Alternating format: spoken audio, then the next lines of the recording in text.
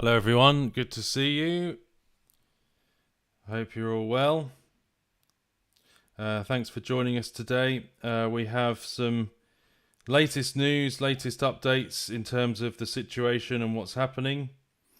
Just starting the live stream, getting it all ready. Just 1 second. So we're bringing you the latest updates in terms of world events and what's being discussed on the world stage. So as the title and the image says, this one is going to be starting off this live broadcast about the latest updates in terms of this NATO conference that's happening, the Cyber Security Conference, where they are discussing, and that's happening right this second, they're discussing the cyber threat in regards to Russia and this hybrid warfare and this cyber warfare fears. So I just wanted to bring this to you. Hello, Mud, the mod. Thank you for joining us. Thanks for coming, everyone. So I just wanted to bring you this latest update, and then we're going to go across to the G7 Middle East conference, where they're going to be talking with the representatives of the Palestinian side, and I believe they're going to be discussing this arrest warrant for Benjamin Netanyahu. There's also going to be comments from the Parliament in the UK in about, I think it's about an hour, so we should be able to go across there as well when that happens. So in just a moment we'll be going across to the G7 conference, but this is the latest in terms of what's coming out in the last hour or so, a few hours. UK spies watching Russia amid cyber warfare fears, minister to warn. UK and its NATO allies are watching Moscow and combating its attacks both publicly and behind the scenes. British spies will seek to counter Russian cyber warfare with a new laboratory for artificial intelligence, a minister will announce, warning Russia will not think twice about targeting the UK. Vowing never to let Vladimir Putin deter the UK from supporting Ukraine, they'll say that UK and its NATO allies are watching Moscow and combating its attacks both publicly and behind the scenes. In a major speech on Monday today, Mr. McFadden will warn that Britain learned long ago not to appease dictators and that Mr. Putin will not be successful in attempting to weaken backing for Ukraine. And the minister responsible for UK national security will announce a new laboratory for AI security research aimed at helping the UK stay ahead in the new AI arms race. So, and this was also in Reuters. This one is just about an hour or so ago. This is a different website, but it's the same article. It says NATO official calls on businesses to prepare for wartime scenarios. 25th of November, a senior NATO military official has urged businesses to ready themselves for potential wartime scenarios and to adapt their production and distribution processes to mitigate vulnerabilities to blackmail by nations such as Russia and China.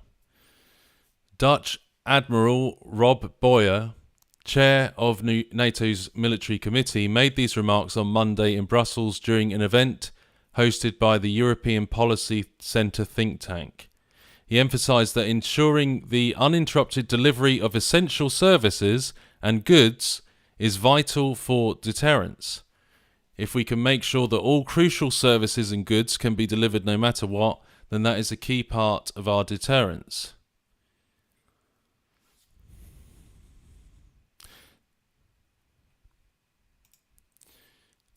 And then there's been this string of discussion as well in terms of this situation with Russia where this is because this meeting is going on with NATO Cyber Security Defence, and that's going on right this second, as I said.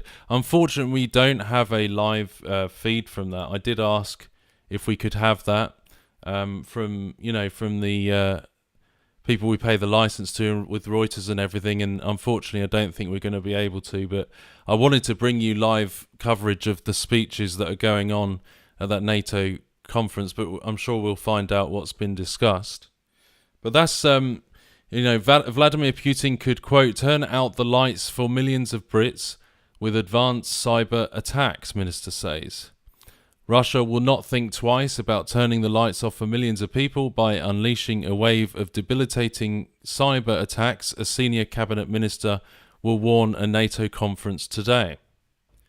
Pat McFadden is expected to warn that Russia is primed to shut down power grids across Britain and other NATO members, and allies must not underestimate the threat it poses.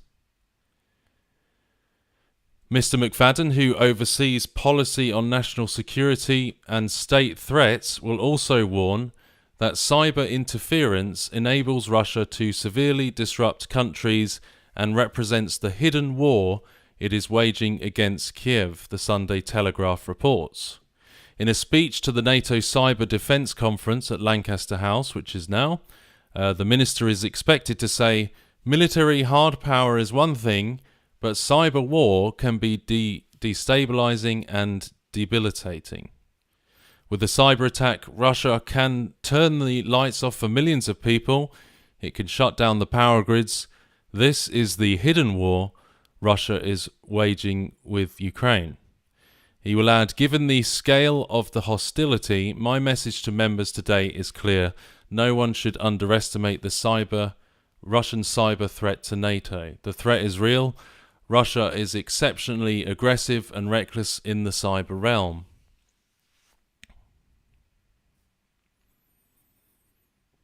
There are gangs of unofficial hacktivists and mercenaries not directly under the Kremlin's control, but who are allowed to act with impunity so long as they're not working against Putin's interests, he will say.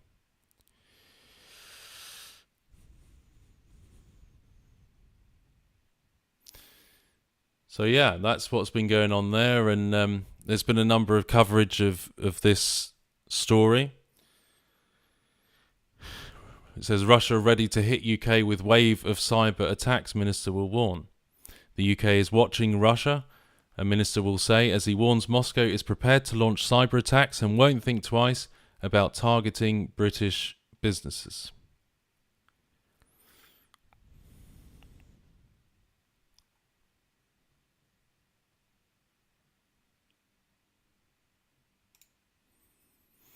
And also this talk of NATO must stay ahead in this new AI arms race, says UK minister. Cabinet Minister McFadden warns of constant Russian AI cyber threats against countries backing Ukraine, urges NATO to bolster digital defences against weaponised AI, and Britain to establish AI security lab for cyber defence and intelligence. Britain and its NATO allies must stay ahead in the new AI arms race, British cabinet officer will say on Monday, warning that Russian cyber criminals are increasingly targeting countries that support Ukraine. So they're setting up this new laboratory for AI security to boost the cyber defense tools and organize intelligence on attacks. And to do everything they can to lock down their own digital doors to protect themselves from what he called an increasingly aggressive Russia. So he's calling on the US-led military alliance, businesses and institutions. Cyber war is now a daily reality, one where our defences are constantly being tested, he will say. The extent of the threat must be matched by the strength of our resolve to combat it and to protect our citizens and systems. 75 years after its foundation, it is clear we need NATO more than ever.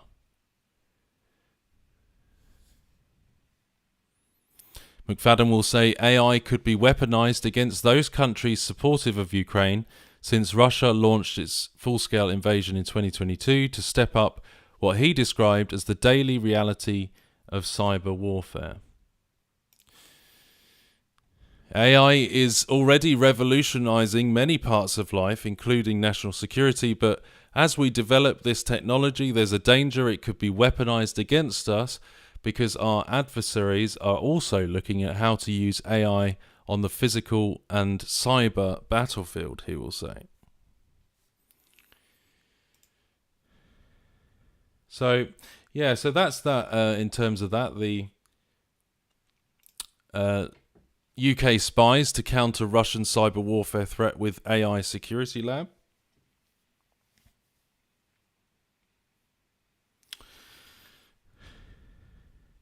The centre will bring together GCHQ, Oxford University,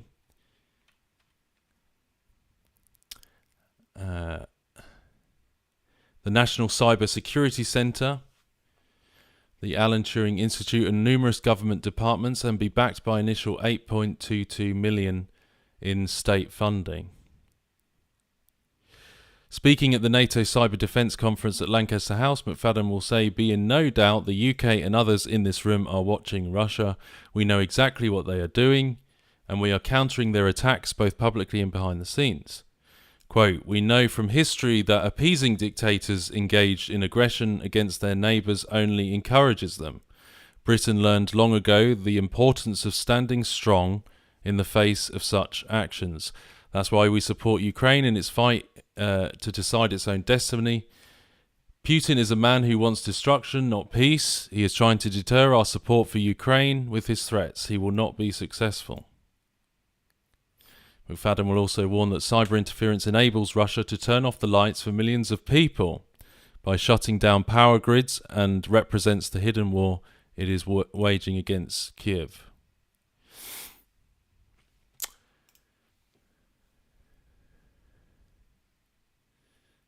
So I wish we had a live link to this conference, but unfortunately we don't right now. We don't always manage to get them. I did ask them, but they said that maybe they'll be able to provide that, but unfortunately we haven't been able to. But we can see what's kind of going on in terms of what they're discussing right here. And kind of what's been discussed.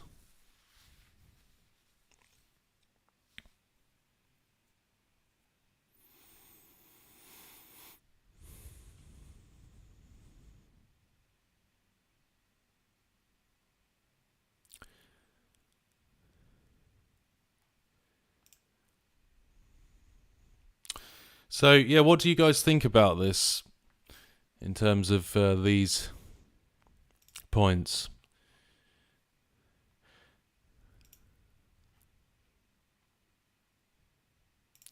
What do you think about this? For those that are watching, thank you for coming. Thank you for joining us in this discussion. Please do give the video a like if you can. The live video, it really helps us to get it out there.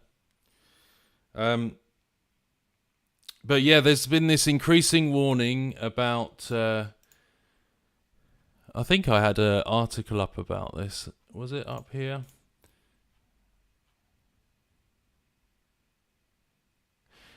Basically about the hybrid warfare. I don't know if it was on here, or let me just have a look.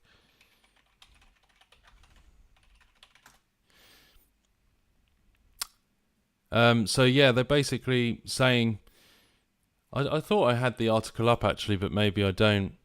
But they're basically saying about how this hybrid warfare that they're claiming that Russia is undertaking, where they're basically, these different things have happened where some kind of suspicious package was sent to Europe or to the UK, and would have caught fire if they hadn't have intercepted it. So they were talking about these things, about some of these, what they're saying is happening in terms of suspicious packages that were sent to the UK that some claim were from Russia, but and they're saying that this kind of lower level warfare has been taking place, and that's part of this kind of doing things to try and weaken the countries that are supporting Ukraine via these methods that are kind of grey areas. So it's not like directly sending missiles to the UK or directly sending missiles to the US or Europe, but it's kind of these, they're saying at least, that this type of warfare is what's going on, like cyber warfare and sending things to, packages to, to the UK or Europe that, would catch fire if they went on the plane, and, just different things like this. That's what's been thrown around at the moment. That they're basically saying that there's not sort of a direct attacks, but it's kind of this grey area hybrid warfare stuff.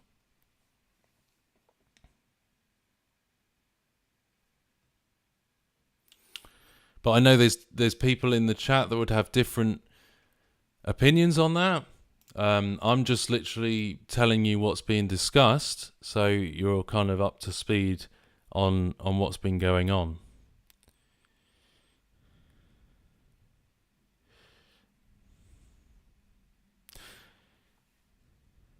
McFadden and senior national security officials will also meet business leaders next week to discuss how they can protect themselves, as he warns Russia will not think twice about targeting British firms.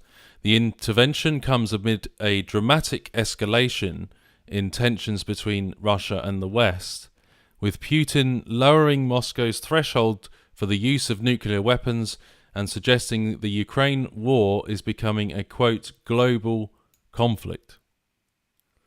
The Russian leader has said he is entitled to target the military facilities of countries which have supplied weapons to Kiev. Oh yeah, and that was the other day as well. Was it yesterday? Let me just get this article up for you if I can. This was something else that happened.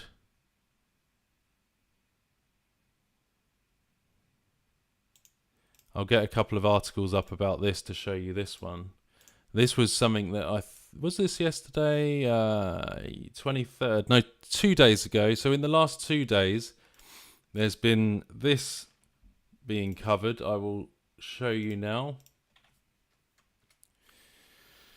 Mystery drones seen over 3 US air bases in the UK. RAF Lakenheath is home to the US Air Force's 48th Fighter Wing, aka the Liberty Wing. A number of unidentified drones have been spotted over 3 air bases in Britain, the United States Air Force has confirmed. The incidents, which occurred between Wednesday and Friday, saw small unmanned aerial systems spotted over RAF Lakenheath and RAF Mildenhall in Suffolk, UK. The US Air Force, which uses the bases, said it was unclear at this stage whether the drones were considered hostile. It also declined to comment on whether any defence mechanisms were used, but said it retained the right to protect installations. A spokesperson for the US Air Force in Europe said, "We can confirm that small unmanned aerial systems, UASs, were spotted in the vicinity of and over RAF Lakenheath, Mildenhall and Feltwell. The number of UASs fluctuated and they ranged in size and configuration.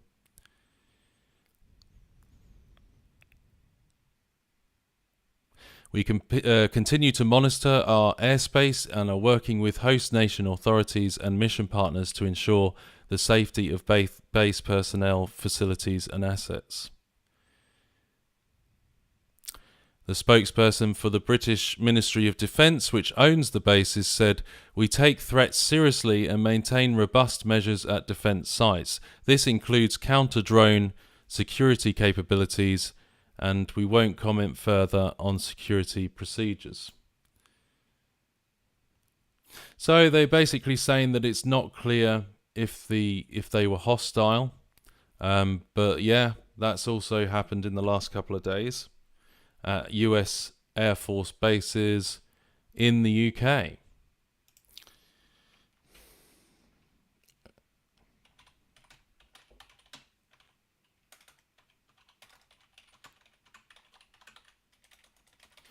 So I don't know if there was any updates in terms of the cable that was cut. Undersea cables, fibre optic cables. I haven't seen any updates in the last 3 days. There was this. I'm not sure if you followed this. We did cover this the other day. In terms of the accusations that this was another form of hybrid warfare.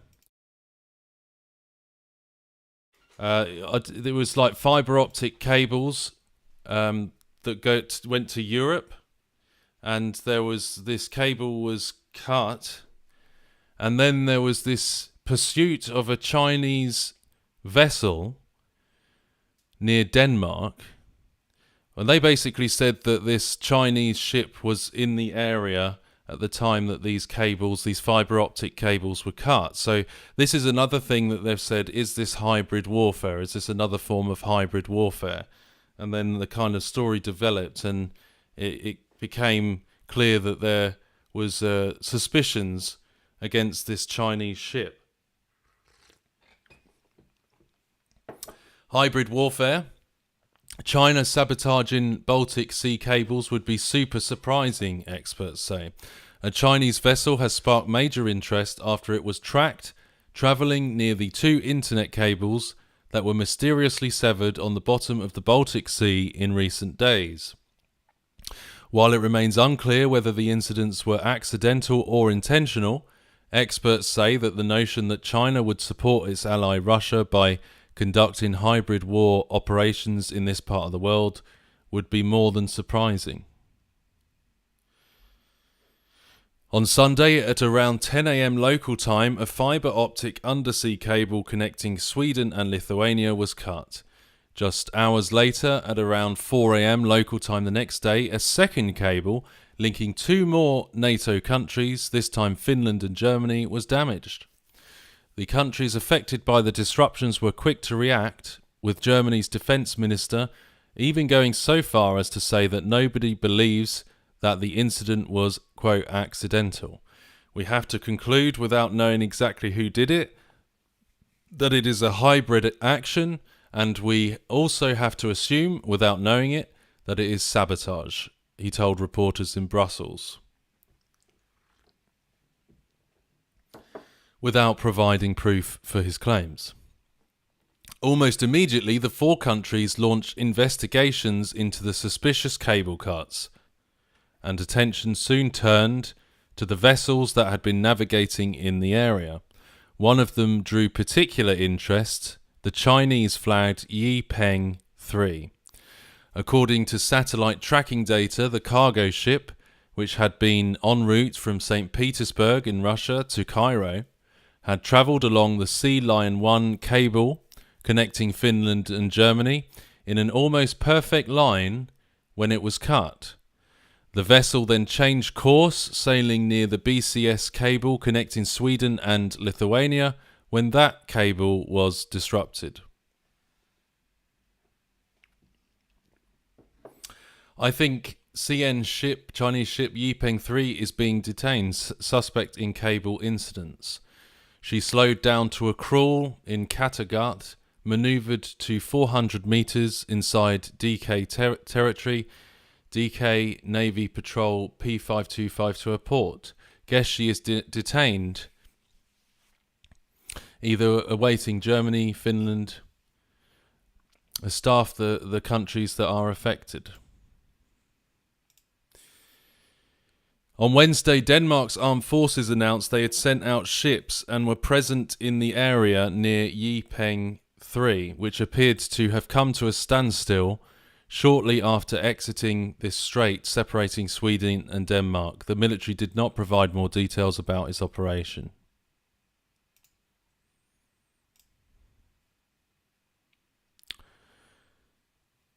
So, this is the latest. The Danish Navy is probably questioning the cruiser and is puzzled about how to further proceed, but noted there is no evidence to incriminate the Chinese vessel so far. What we know for sure is that 2 cables were cut. What we don't know for sure is who did it and why, but obviously the Chinese vessel is now under suspicion. And if the shipping data is correct, the Danish have stopped it still in the international waters. Dangerous accusations. Berger said that he had found the German defence minister's comment about sabotage and his indirect suggestion that Russia was likely behind the incident both surprising and premature. It limits their action space for diplomatic manoeuvre, he said, adding that since a Chinese and not a Russian ship has since become the prime focus in the probes, the German defence minister is basically accusing China of committing an act of sabotage on German infrastructure. So some accusations being thrown around. According to the Financial Times, the Yipeng 3 ship was built in 2001 and purchased by the Chinese shipping company in 2016. And they'd asked the company, the Chinese government had asked the company to cooperate with the investigation.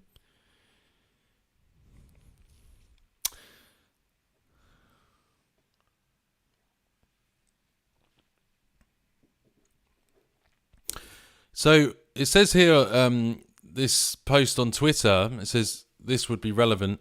So as expected, the ownership chain of this ship is murky. As I understand, although the ship is registered under this shipping in China, it's owned and operated as part of Torgmol, Russia.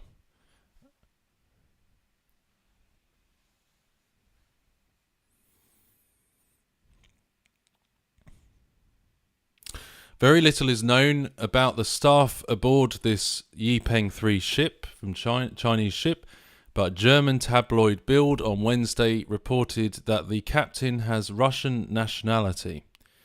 The newspaper did not give a source for its claim. Hugo said that although China is no stranger to conducting hybrid sea operations at home, he would find it super surprising if it would do so in European waters. Since Russia launched its large-scale invasion of Ukraine in 2022 and NATO has expanded to include also Finland and Sweden, Moscow has more or less openly reserved for itself the right to conduct these types of operations against anyone it deems supporting Ukraine. And then it also goes into this Baltic Sea, which is already a hybrid warfare battleground. Such an involvement would also mark a major escalation in Baltic Sea tensions in general. In 2022, the Baltic Sea was the scene for sabotage operations targeting the Nord Stream 1 and 2 gas pipelines. I don't know if you remember that. And where an underwater cable linking the Faroe Islands to the internet. In the past 2 years, several GPS jamming operations also have been conducted over its waters. Cutting cables is very easy to do and it doesn't cost much, he said, but the consequences of them are tremendous because it means we need to invest a lot of money and energy to try and protect our infrastructures better. It will not slow down the internet anywhere because in Europe at least we have quite a lot of redundancy, he said, so the data just gets rerouted to other cables, which is no big deal. So that's the latest in terms of the back and forth discussion. So we're going to go to Rome, where we have this, as I said, this is going to be a combination of the both. I'm going to show you the latest in the discussions at the G7 event in terms of the situation in the Middle East. Also, the Benjamin Netanyahu has had an arrest warrant put out by the ICC as well. So I might just go back a few minutes in this so you can see the whole thing. Because we're about maybe 5 minutes after it started, so you'll be able to see the whole thing. So thank you everyone for joining us. Hello everyone, thanks for modding Mud, much appreciate it. Please do join in the live chat where people are discussing the latest events. Everyone, and welcome to this panel titled New EU Commission, Old EU Priorities, organized by ISPI in cooperation with Konrad Adenauer Stiftung. I'm very glad to introduce our distinguished speakers, the Minister of Foreign and European Affairs of Croatia, Gordan Grlić Radman, the Minister of Foreign Affairs and Foreign Trade of North Macedonia, Timcho Mucunski, and Katarzyna Sidlo, Director of the Middle East and North Africa Department at the Center for Social and Economic Research in Poland. So, new commission, hopefully in a few days there will be a new commission that is expected to take office in early December. Indeed, on Wednesday, the EU Parliament will vote the new Commission led by Ursula von der Leyen. We have seen that this year, this time, the process has been more difficult than in the past. In any case, sooner or later, the new Commission will be confronted with old and new challenges, both internal and external challenges. At its border, the war in Ukraine remains the main challenge to the stability and the security of the entire European continent. But many challenges also come from the European Mediterranean neighborhood, challenges stemming from ongoing conflicts and crises, from climate change, irregular migration, just to mention a few. But how to turn all these challenges into opportunities for cooperation, I think is the greatest challenge that the new EU Commission will face. Look at the Mediterranean neighborhood, two main questions raise. First, what issues should the new EU Commission prioritize in its relationship with the Mediterranean countries?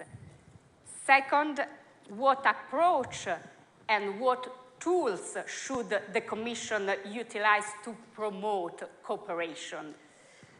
Some of you remember that almost 30 years ago, the Euro-Mediterranean Partnership, the so-called Barcelona process, was launched. And the aim was to create an area of peace, stability, and shared prosperity. It was an ambitious aim. The area is far from being a space of shared prosperity, stability, but the aim remains the same. So my first question to Minister Grlić Radman. Croatia, EU member since 2013, is also a Mediterranean country, and it has a privileged location, position in the region. So from the Croatian perspective, what are the main challenges that the EU is facing in the Mediterranean region today? Please, Minister. Thank you so much, and I am really delighted to be once again in Rome, the city, and which played so important role in Mediterranean, but also in the history, culture, and so thank you so much for invitation. Yes, and Croatia, given its specific geopolitical position, we are not only we are at the crossroads. We are not only in the Mediterranean country. We are Middle European. We are close to also Western Balkans region with the countries we share common history, more than 70 years. And But in 30 years after Croatia was recognized, so we achieved all necessary, the most important foreign policy goals. Only what remains, it's an OECD membership, and we are on the way too. And just to start with our neighborhood, our neighborhood is very important for the stability, for the peace, for security, and so on. Croatia is very much interested in and invested a lot of diplomatic, political engagement just to promote European perspective of the Western Balkans. But of course, it's also up to the countries to fulfill all their so required their criteria. But when it comes our neighborhood, our south neighborhood, however, the Mediterranean, the countries around, so they are our partners. And we have to, not only Croatia, but the whole European Union should be on a more focus and to work together in order to find a good platform of communication and cooperation, having in mind that the rapidly, so that the changing, given it's a rapidly changing geopolitical environment, and so are many challenges, and we live in a specific and dangerous world. Unfortunately, we had the crisis, Russian aggression against Ukraine. We had the crisis in the Middle East, and they are not alternative for peace. That means to achieve peace and stability, we have to work together. And that is, it's not by accident that our Mediterranean, our south neighborhood is part of the strategic compass. It's a European Union, very important document for the next decade. There is security. You mentioned just irregular migration. You mentioned climate change. But of course, also the disruptive channels of actually food security. So it's something that so we have to face and to find the solutions just to transport to the countries the need the best. And there are so many challenges right now in the Middle East, and our aim is de-escalation, ceasefire. Also in the today in their opening remarks, some ministers, some speakers also mentioned situation there in Middle East, and also in Lebanon, for example, where Lebanon can count also on us, on our support, and the European Union should be more present there. First of all, we appealed to that all the hostages should be released and to find a common solution in the Middle East. It's important that it's not also by accident Croatia, given its Mediterranean geopolitical position, also offered, and we gave our Madam Dubravka Šuica, who will be new commissioner. Even it's a new reintroduced portfolio just devoted to the Mediterranean. And we support her very much, and we support this portfolio. There is a lot of work ahead of her.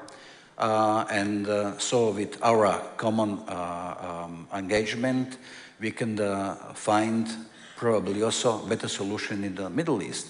She will be quite very well engaged. And now with your question, new commission, old obligation, but new commission and new obligations. Now, so we are facing a new situation in our strategic environment, and we want to that peace, that rules-based order must be respected, And just to pull together all the democratic countries, all the partners who share our values, and to isolate aggressors and who isolate someone who is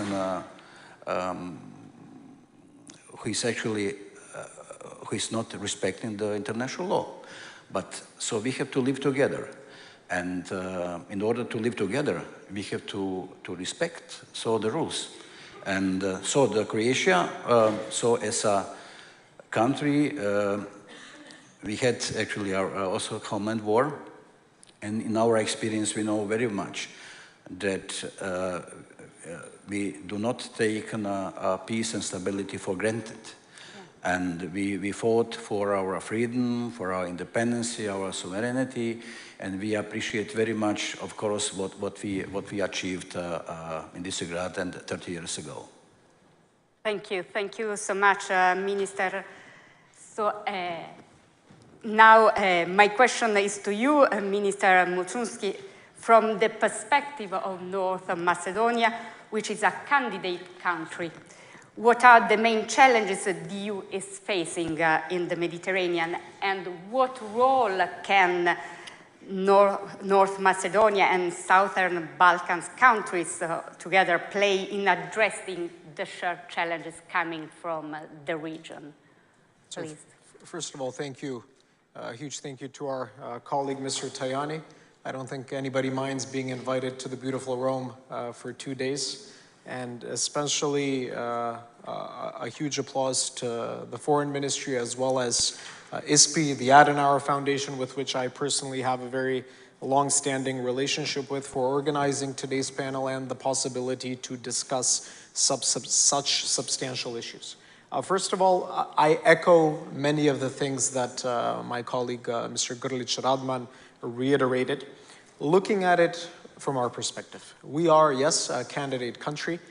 Next year, we will celebrate 20 years of being a candidate country, which is an issue in its own, and which is an issue that will play very deeply into how the European Commission will look at enlargement in our region, but on the specific issue at hand.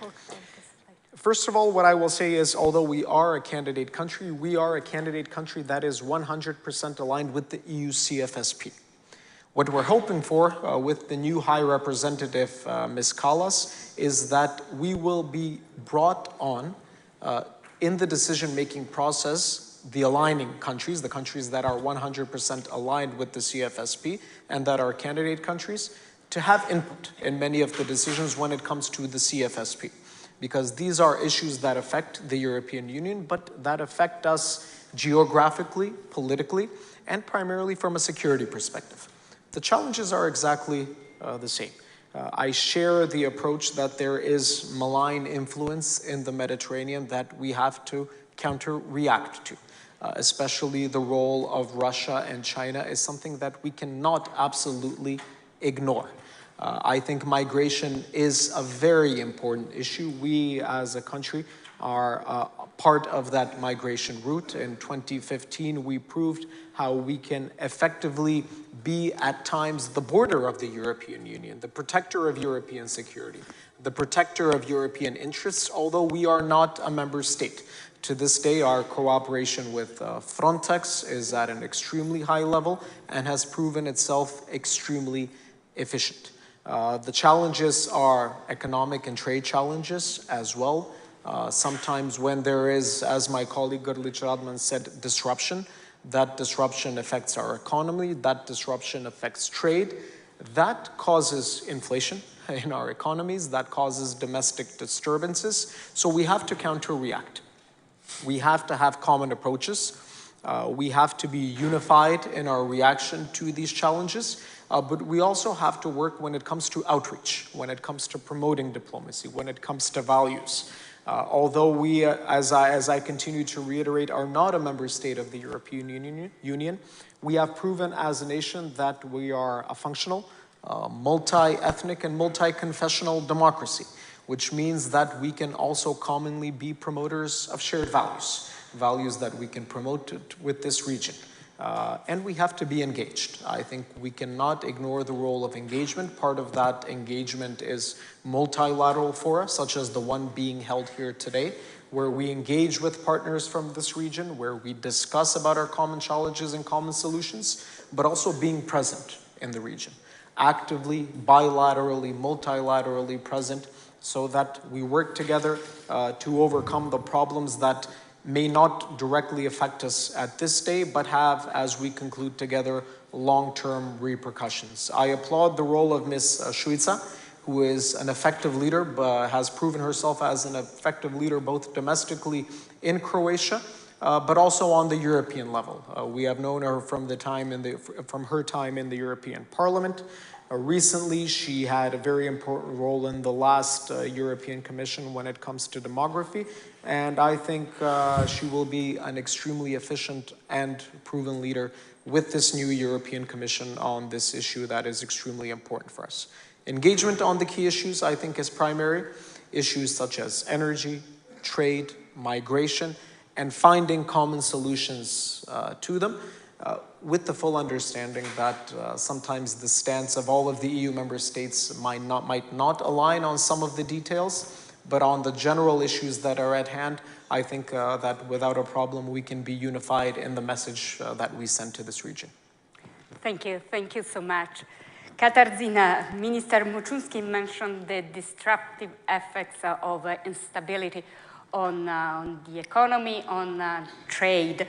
And how do you assess the current state of economic cooperation between the EU and the Mediterranean neighbors?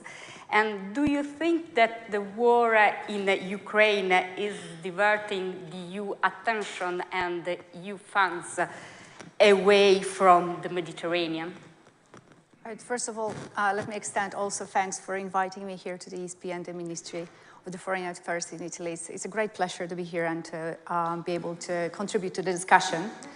Well, of course, the Russian invasion of Ukraine disturbed pretty much everything. Coming from Poland, we can only say, we told you so, it's going to happen. And it's absolutely normal that at first all the attention went to the east. Now, a little bit looking in the midterm, in some ways this attention has really been diverted because, of course, you had to extinguish the fire first. The attention has been also diverted in some ways because the invasion of Ukraine has really had one positive spillover, which is giving a new momentum to the enlargement process. So indeed, this is a very welcome that this is happening. But the enlargement process definitely takes some attention from the southern neighborhood, which is why I think it was a very good move on the current Commission to separate the portfolio for the DG Mediterranean, to focus on the Mediterranean, to include the Gulf states in that portfolio, and to have separate commissioner focusing on the enlargement. Those are two different processes, and I think this is a very good move on the part of the new Commission. Of course, the invasion of Ukraine in one way direct the attention towards the Mediterranean, and this is because of the energy issues. So this new refocus, again, on the energy security and the need to collaborate with partners in the southern neighborhood and beyond in the GCC in terms of the energy security and going forward, moving with the decarbonization process. Now, the current state of the economic cooperation is not ideal. I would say for the past years, migration, apart from energy, really took over. The recent agreements that we had, the Memorandum of Understanding with Tunisia of 2023, the Strategic and Comprehensive Partnership with Egypt of 2024, they were branded as more geared towards economy, trade, investment. But in fact, what the Commission doesn't like to call them, but everyone else call them, are migration deals. So this is a little bit of a problem. Now, going forward, I really hope that what on paper looks good. So first of all, the Commission wanting to be Investment Commission. This is key. And second of all, rebranding. I mean, words matter. Previously, we had the new agenda for the Mediterranean. An agenda is something that you set unilaterally yourself. Now the Commission wants to have the Pact for the Mediterranean. And I think Pact is something that you need two sides to form. So I hope that this wording will also be reflected in actually the cooperation going forward. So working on those bilateral tailor-made agreements for each country that Ms. Shrika actually talked about during her hearings at the European Parliament, there is a big potential for strengthening the economic cooperation between the EU and individual partner countries in the region. And I think the focus should be on investment more than on trade right now. There's more potential for forming trade deals than pushing forward deep and comprehensive trade agreements that we haven't seen much progress in the past. But of course, this is not going to be easy. And of course, there are many other issues that the Commission has to take into consideration while forming the economic partnership. The most important, I would say,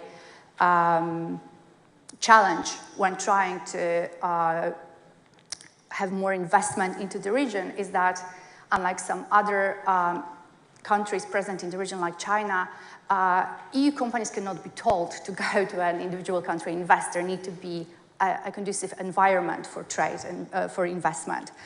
So this is a little bit of a problem. Signing an agreement, bilateral agreement, even the best written agreement is not going in itself to attract investment. And in here, I think the EU has to work with some other partners, with the Gulf countries, for instance, to try to kind of leverage the common potential in terms of incentivizing the partners in the southern neighborhood to improve the investment climate and look into developing the economic relationship towards that direction. Thank you very much. Let me turn again to you, Minister Girlich-Radman.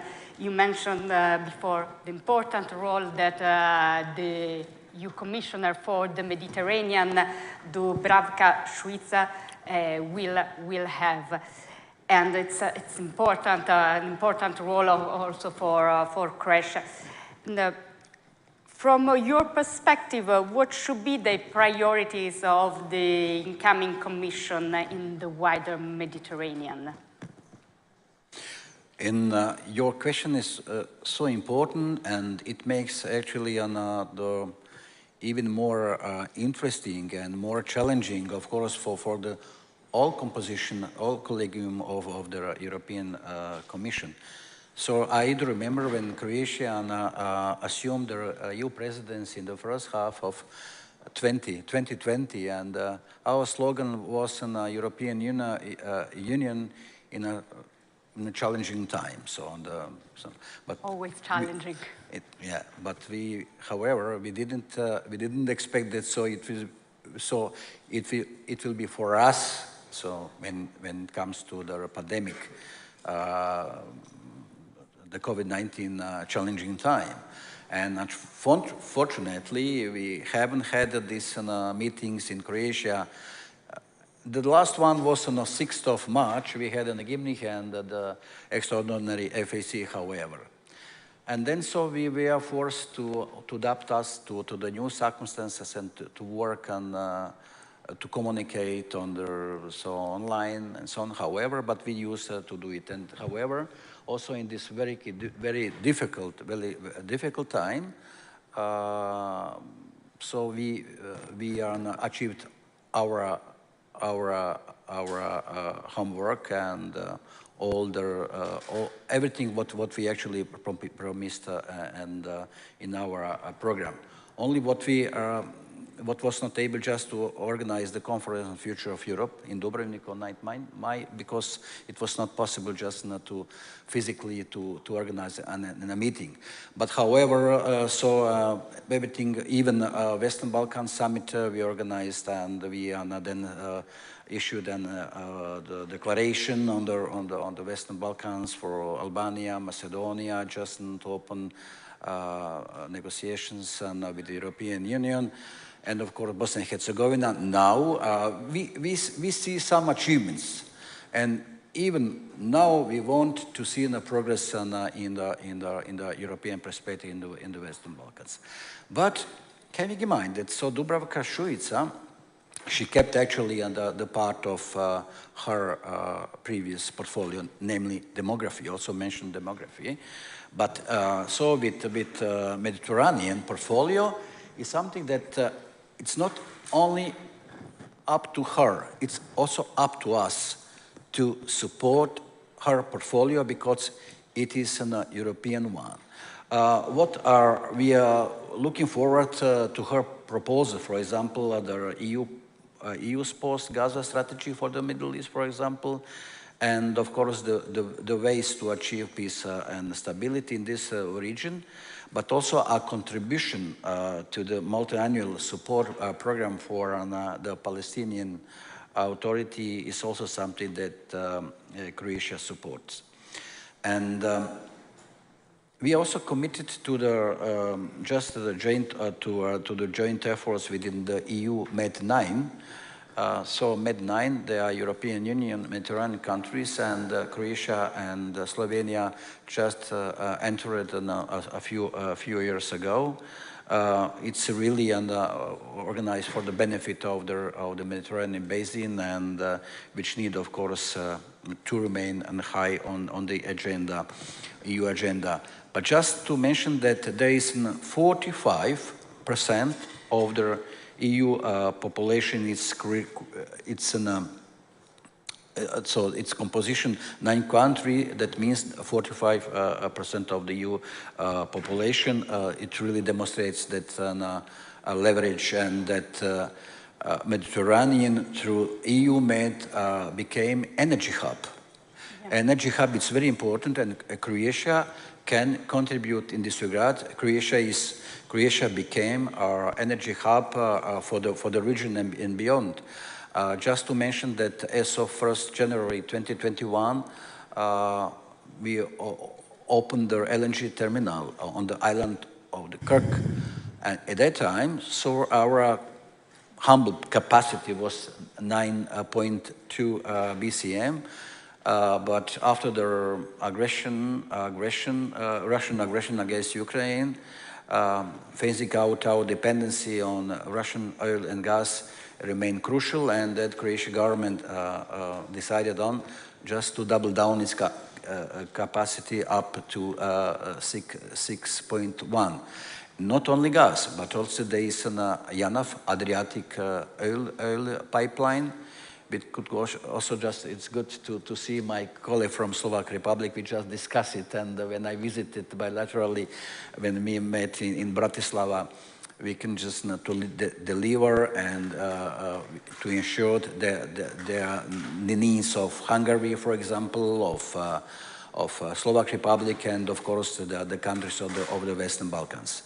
But also, I like also to mention, when it comes to the Mediterranean, when it comes to MENA, it's Middle East, North Africa, the important role of GCC.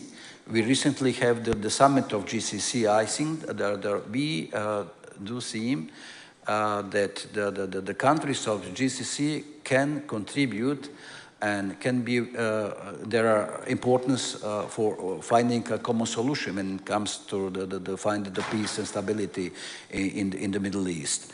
And of course, also you mentioned once again Dubravka Šuica. I think it will be challenging, however, but it's something new, and the European Union could give its impetus in this regard and could be more present there, but not to forget, of course, our partners. First of all, United States as well. It's very important to enhance our partnership with the new American administration, and to work together to establish peace and to see a stable and of course to find a solution in the Middle East. Of course, Croatia. So for the very beginning, our approach was a two-state solution in the Middle East. Two peoples, two states. Thank you. You mentioned very important issues, and you highlighted the role of Croatia as an energy hub. So Moving to North Macedonia, it has a strategic location for trade and connectivity. So in these sectors, how North Macedonia can contribute to strengthening cooperation between the EU and the southern neighborhood? Minister Muchulski, please. This is probably one of the key issues that we look at as a government. We are a small, landlocked country, as we reiterate, a candidate for the EU, but also a NATO member state. And in that sense, we see ourselves as the crossroads of our region. And that is why, what are the firm priorities of our current government? The first two key priorities, Corridors 8 and Corridor 10. Corridor 8 affects Italy. It is a corridor that is of importance for trade, for economy, but also for political security purposes. And our aim is to continue in transport investments, but also railway investments on Corridor 8, which goes all the way from Italy, going even to Romania. The second priority of equal importance, not second because it is of lesser importance, is Corridor 10. And our aim in Corridor 10 is key investments when it comes to railway infrastructure, essentially connecting Vienna, Budapest, Belgrade. Okay, we've got some more things we're going to cut to in a second. Just waiting for the live links. They're supposedly in the UK that they're going to make some comments on the arrest warrant for Benjamin Netanyahu shortly. And there's one or two other things. So there's a German foreign minister answering questions from journalists. If that's in English, I will try and go to it. So we're just kind of playing it by ear with what's coming up at the moment. I know they're talking a bit about economy as well as the conflicts in this discussion. So yeah, just give us a few minutes and see what unfolds. Security, stability for NATO member states, for like-minded countries in the region and throughout Europe. We are pushing these investments as a government, hoping that towards the end of the current government mandate, all of them will be in the pipeline, being close to finished, some aspects of these projects being finished. And in that sense, we will continue to serve as a crossroads of infrastructure and as a crossroads of energy in the region and in Europe. And this is one of the essential aspects of keeping Europe safe, but also proving that the Western Balkans is a vital part of Europe's stability. In that sense, what we hope for is a commitment, a further commitment to the Western Balkans, a commitment coming from Brussels, but a commitment coming in equal status, in equal principle from all of the member states. Because on all of these issues, as Minister, and I will again echo, as I said previously, Minister Grlić-Radman, it is not just about the commitment of the Commission, it is also about the equal commitment and push coming from all of the member states on all of these issues, so that we take what we speak and perform it and turn it into action and into deliverable policies. Yes, thanks for highlighting. This is a very important aspect, the key role of economic cooperation as a driving force to foster political stability. Turning to you, Katarzyna, in your view, what steps should the new Commission take to support economic development in southern neighborhood countries? And how can these countries help from their side the EU achieve its goal, especially in energy security, resilience of its value chains? Right. So I will start with the first part. So what can the EU do to help the countries in its southern neighborhood?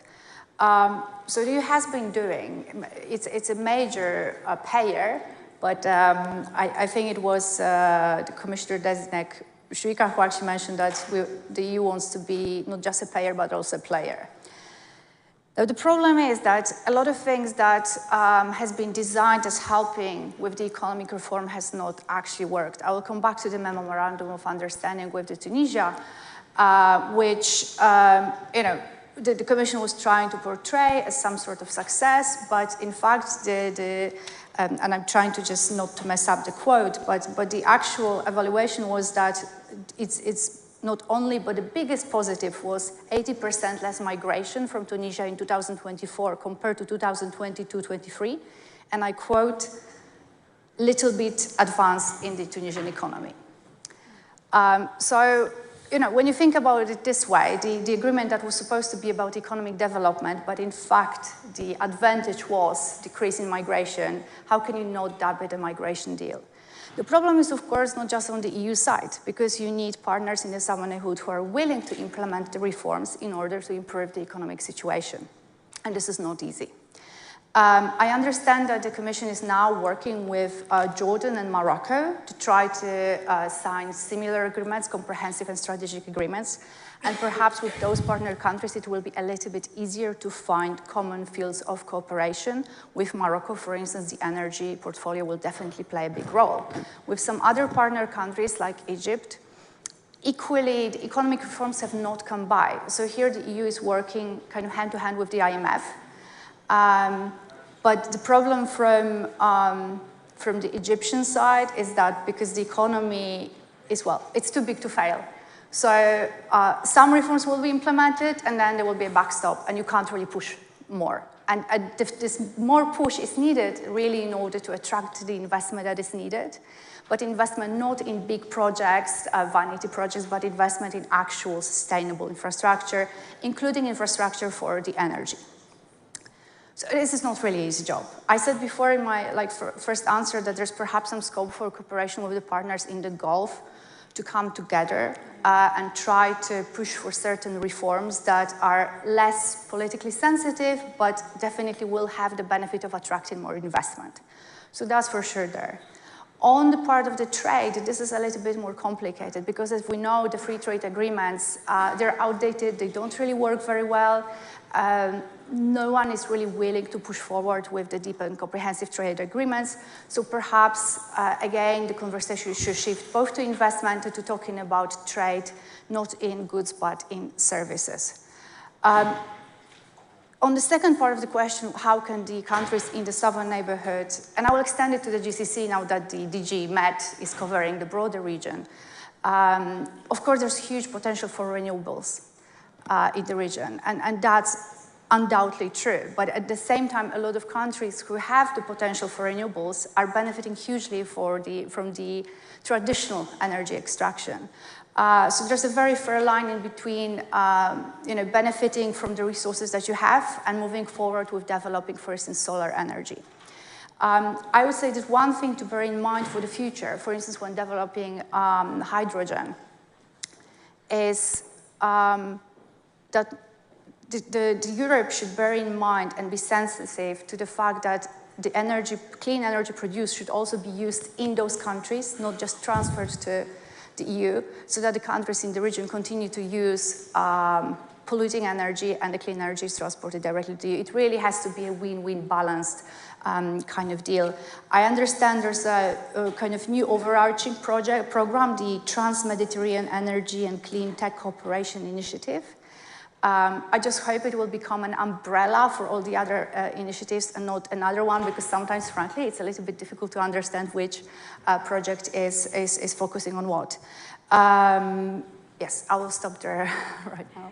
Thank you, Katarzyna. I see that we have time for a third round of questions. So I turn to you, Minister Grlić-Radman, with a more specific question about Croatia. And what role can Croatia play in the security of Western Balkans and Europe? Because we talk about stability, security, and we would like to know a bit more on the role of Croatia. So if you see that after the dissolution of former Yugoslavia, Only Croatia and Slovenia achieved its membership in European Union. Some other countries from the Western Balkans are also the members of NATO, for example, like Macedonia.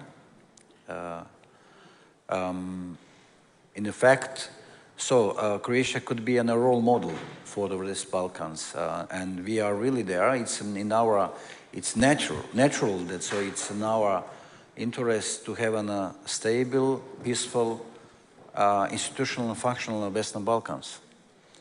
So the European border, it's the longest Schengen border in Croatia with Bosnia and Herzegovina, more than 1,000 kilometers. And Croatia is, as of 1st January 2022, under 2023 in the Schengen zone, and we also introduced euro as a Croatian national currency. So we are full integrated in the European Union. We are loyal member of NATO. We are completely on the side of the rules of law, democracy, and as I mentioned, it's not Croatia, it's the other countries who claim or who perceive that Croatia is a success story. And we are very privileged to the fact that we are considered as a success story. I think a lot of work. We did a lot of work, hard work. We work hard to achieve it. However, there are still to be works to be done.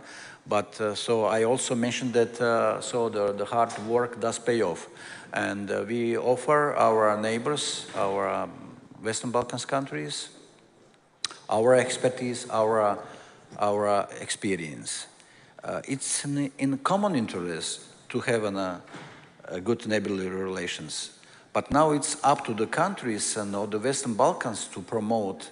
It's up to them that it should be visible that they should promote regional stability and good neighborly relations. And Croatia is ready, of course, to close all their outstanding issues. So they are as a legacy of the solution for Yugoslavia. When it comes to the missing persons, we still, for example, searching on the 1,877. It's not only bilateral, it's universal, it's human, civilizational issue.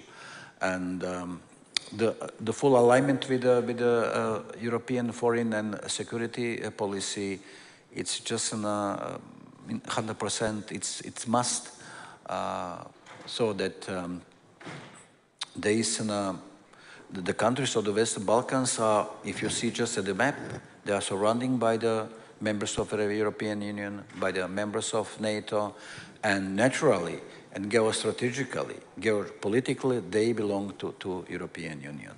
Of course, in that way, with this in mind, so that Croatia is vocal proponent. Who is more interested than Croatia is? We are a vocal proponent of the European perspective of the Western Balkans. But as I mentioned just, Croatia is ready to help it. And Croatia is there, and we helped Bosnia and Herzegovina, we helped Montenegro, we helped also Serbia, of course, North Macedonia. And we also want to see, and Albania, of course, we also want to see the Kosovo as a member of the international institution, and of course to be recognized also by United Nations as well. So there is there's no alternative for peace, for stability, just for sake of peace, of stability. We need the dialogue is, of course, the most important tool of how we can prevail some different approaches and to find a compromise. Compromise is important. And when it comes, for example, Ukraine, just we need peace, but not just peace as a general peace. We need a just peace. And it's very important that, so we all the international community, democratic countries, our partners who share our common value should just pull together and, of course, to find a common solution for the Ukraine. And so everyone sufferings there. First of all, civilians one. Thank you. In the framework of the EU enlargement, we know that North Macedonia is a candidate country. And what are your priorities in advancing your country integration into the EU? So when it comes to this issue, and especially the context of what this discussion is about, the role of the new Commission, I would mention a term used in a bit of a different context this morning by our wonderful colleague from the United Arab Emirates. Our colleague Reem mentioned a trust deficit. And to be very honest, there is an existing trust deficit in our region about sometimes the objective intentions of the EU for enlargement. We know there are countries such as Croatia which will push this issue. But is the unanimity honest? And this is something that it's a battle we need to fight together, coming from a government that is pro-EU, that within the first 5 months of his mandate has retained a policy of being 100% aligned with the CFSP, that has a policy of fully supporting Ukraine, that within a month and a half of its formation managed to adopt what Commission President von der Leyen labeled an excellent reform agenda, which opened us up to the EU's growth plan. Yes, we see a new momentum after the war in Ukraine, but at the end of the day, it has been many years since the EU has delivered on enlargement. And it is not enough to just have rhetoric. It is not enough to just have fine words. But we need to see delivery on the basis of values, on the basis of issues such as alignment with the CFSP, on the basis of issues such as whether or not we have reformed our system of rule of law, the fight against corruption, issues such as alignment with fisheries policy, agriculture policy. But at the end of the day, we also need very openly to speak about the far too prevalent existence of bilateralization of the EU enlargement process, something we as a nation have been the utmost witness to. I remind my interlocutors all the time, in 30 years since our independence, we are a nation that has changed its flag, its currency, its constitution several times, a nation that has changed its name, and a nation that is not being allowed to open accession negotiations, yet again because of another bilateral request. And in this sense, what we're hoping for from the new Commission as well as the member states is the push of a merit-based approach. Alignment with the CFSP, as I said. Alignment with the acquis communautaire. How much of the reforms are being done? We will, as a government, push on these issues because we see these issues as the fundamental part of our path towards EU membership. We will be a government that will deliver, that will practice what it preaches, and in this sense hope that both from Brussels, but as we say yet again, from the member states, there will be recognition of what is being done tangibly on the ground to protect these over-prevailing values that we have that are mutual and that will move not just our region, but our whole continent forward towards the future. Thank you. So let's see what will happen in the next 5 years with the new Commission. So Katarzyna, last question is for you. We talked extensively about the EU policies towards the Mediterranean, but let's try to change the perspective. And let's think from the perspective of southern neighborhood countries, how the EU policies are perceived in the region, and in particular, what are the key areas where the EU support is seen as most beneficial? Over to you, please. Thank you. I mean, I think I have to start with what Minister was saying about trust. I think there's a lot of trust issues in the southern neighborhood as well when it comes to the EU policies. Even before the ongoing onslaught in Gaza, after the outbreak of the Russian invasion of Ukraine, there was this perception of double standards of the EU. And it continues and actually got worse, saying how the EU is basically not taking any concrete actions towards, there's a lot of words coming around, but there's not very concrete actions. The talks about suspending the association agreement with Israel went nowhere. This is not going to happen. The argumentation behind this is frankly, in my opinion, not sustainable. And I'm talking about populations now. I'm not talking about the governments, but the population sees and they see the double standards. After the invasion of Ukraine, again, I will give you an example of what happened. So immediately after the invasion, Poland saw millions of Ukrainians coming. And what we did, there was not a single refugee camp. Like people, including me, we were like hosting people on the floor of our apartments. Everyone, was driving back and forth. Would we do that the same for the Syrians? Did we do the same for the Syrians? We didn't, and we wouldn't. And the population in the southern neighborhood saw that. There is this big issue of double standards. And there's a big issue of trust. Again, coming back to the memorandum of understanding, is it a deal to support the economy of the country or is it a migration deal? And the population see that. So I think a big challenge for the upcoming commission will be to rebuild this trust and to interact more honestly. I think working closer with the European Parliament in that regard would really help. In terms of the positives, just to finish on a positive note, you ask about which EU policies are viewed positively. There is, I think, slight improvement in the perception of the EU's kind of financial engagement. There was a question before, and it's still there, about how visible the EU projects are, how visible EU help is compared, for instance, to the US engagement or Chinese engagement for that matter. So there's slight improvement on that. But I think most importantly, what is viewed positively is it's still, the European way of life as a package. People still are willing to migrate to Europe because they see it as a good way of life.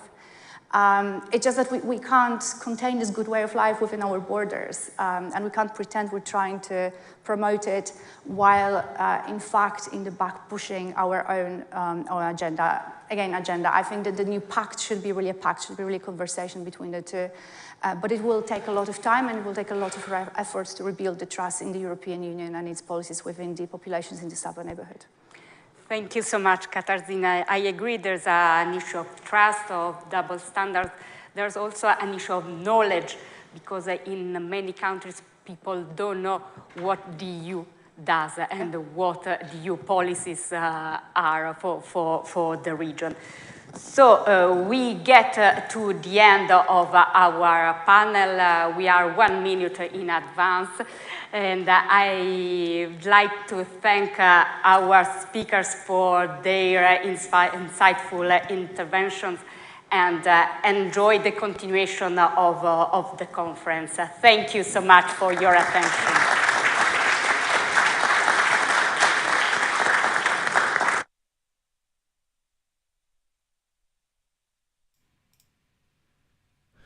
Well, that was the session. We're just waiting for the UK ones to talk about the situation with Benjamin Netanyahu.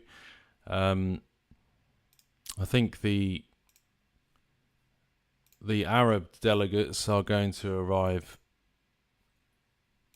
very shortly to the G7 as well. There's a load of Arab countries attending. That's just about to start as well.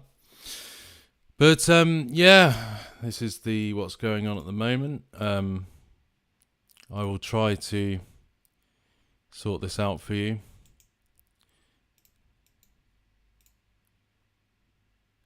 who offer life-saving support for vulnerable people in times of crisis. Give me a And will the second. Minister agree to visit the centre with me to hear from CEO Lee McKenzie and the independent... So today at the G7 event, today they are talking about a lot about the Russia situation, and tomorrow they're going to be talking. Tomorrow they're going to be talking about the other situations in the world in terms of. Just one sec.